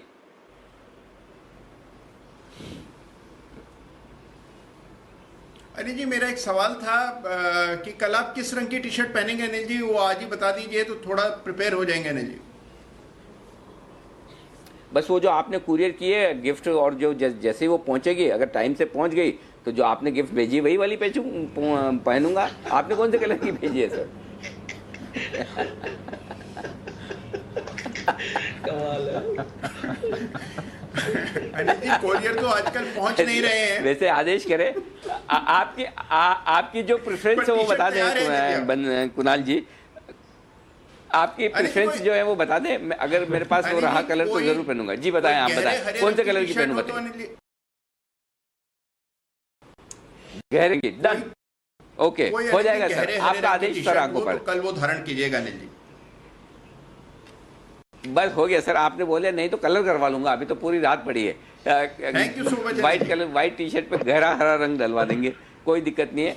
और पीछे बैकग्राउंड म्यूजिक, हम पे किसने ये हरा रंग डाला बताइए। ओके जैन साहब, हाँ कंप्लायंस की हम बात कर रहे थे जी। तो गजब अनिल जी, मतलब जो जवाब दिया ना आपने, मेरे हंसते हंसते आंखों में पानी आ गया कि आप इतना फास्ट कैसे जवाब देते हैं। मतलब जो कोई भी ऐसा भी नहीं है कि कोई हम लोगों ने पहले से सवाल जवाब सोच के आए और हम वो कर रहे हैं। इस तरीके से अचानक से इतना बड़ा जवाब देना, मस्त मजा आ गया Anil ji. It was excellent, मतलब हंसते हंसते। तो रंग दे तू मोहे गेरुआ या रंग दे तू हरा रंग भर दे, देखते हैं फिर वैसा भी कर सकते हैं अनिल जी। बट एनीवेज आपने जो कंप्लायंस वाली मुहिम है एक्चुअली में बहुत इंपॉर्टेंट अनिल जी, और ये एमएसएमईज और ये लोग जिस अभी दौर से गुजर रहे हैं, क्योंकि वो लोग सबसे ज्यादा पीड़ित हैं ओवरऑल। अगर आप देखें ये पूरे कोरोना का लॉकडाउन और ये सब का और कंप्लायंस का बोझ भी, आज हम लोग अगर हमारी बात करें तो आप देखिए 1 अगस्त से जो शुरू होने वाला था कैश मार्केट वाला, तो इतने कंप्लायंसेस है। मैं ये नहीं कर रहा, और जरूरी भी है। देखिए कुछ तो इंडस्ट्री में प्रॉब्लम है, और हमारी टाइप की इंडस्ट्री में तो देखो कंप्लायंस फिर भी एक चल जाता है।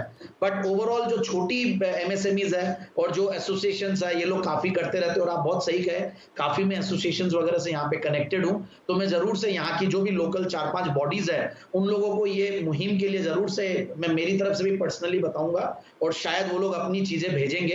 एंड ये बहुत जरूरी है, और ये मुहिम देखना अनिल जी सुपर हिट होगी, और ये बहुत ज्यादा जरूरी था। और ये मुहिम से हम ये नहीं है कि सिर्फ हम ब्रोकर्स और स्टॉक मार्केट के हैं, वो आपने वैसे ही बहुत बड़ा एक शाम को जो 3:30-4 बजे के बाद जो एक अलग से एक गैमूट बनाया है, और ये और आगे उस मुहिम में आगे तक जाएगा।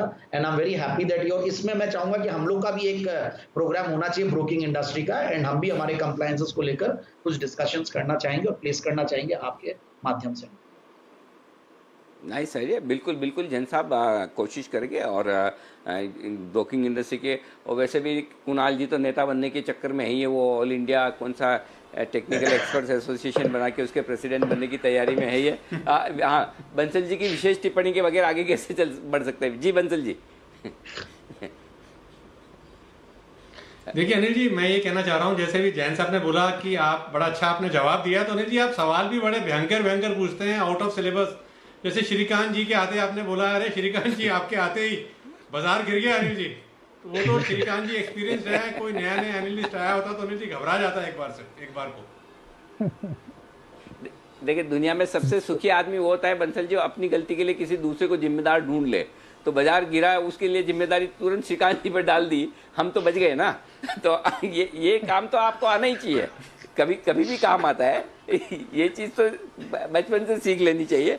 लेकिन श्रीकांत जी मजाक की बात है, इसमें आपका कोई रोल नहीं। आप ही, मैं या कोई भी चाहे तो हमारे बोलने से गिरने वाला तो है नहीं। बाजार को तो जहाँ जाना है वहाँ जाना है। लेकिन ठीक है, बातचीत हल्की फुल्की रहे, थोड़ा मजा आए शो करने में, सुनने में, देखने में। बस इसीलिए मैं इस तरह से सवाल पूछने का थोड़ा सा ढंग और नज़रिया बदल लेता हूँ। मुझे भी पता है न तो आपके आने से बढ़ता है, ना आने की गिरता है, वो आप भी हम भी जानते हैं, दर्शक भी जानते हैं। लेकिन इसी बहाने थोड़ा ना हल्का फुल्का माहौल रहना चाहिए, ताकि मार्केट में जो वॉलेटिलिटी हो, उतार चढ़ाव, उसमें से जो आपका ब्लड प्रेशर ऊपर नीचे होता है, तो वो ब्लड प्रेशर वापस से मेंटेन होकर सही लेवल पर आ जाए। ये कोशिश जरूर रहती है भाई, आपको इस मार्केट से और कुछ मिले ना मिले, हाई ब्लड प्रेशर ना मिले, ये हमारी कोशिश जरूर है। बाकी तो भगवान भरोसे, जो आपकी हिम्मत, श्रद्धा और ऊपर वाले की इच्छा। आइए आपसे भी से लेंगे विदा। वागले साहब, कुणाल जी, राकेश जी, सुमित जी, श्रीकांत जी और जैन साहब, आप सबका बहुत बहुत शुक्रिया वक्त देने के लिए और आज क्लोजिंग शो के लिए। कल है फ्राइडे, मस्ती की पाठशाला का इंतजार है और अभी से मूड माहौल तो सेट हो ही रहा है और कल वो तो होगा ही, लेकिन उसके अलावा भी सुबह से शाम तक आपके लिए एक्शन रहेगा भरपूर। जुड़िएगा हमारे साथ।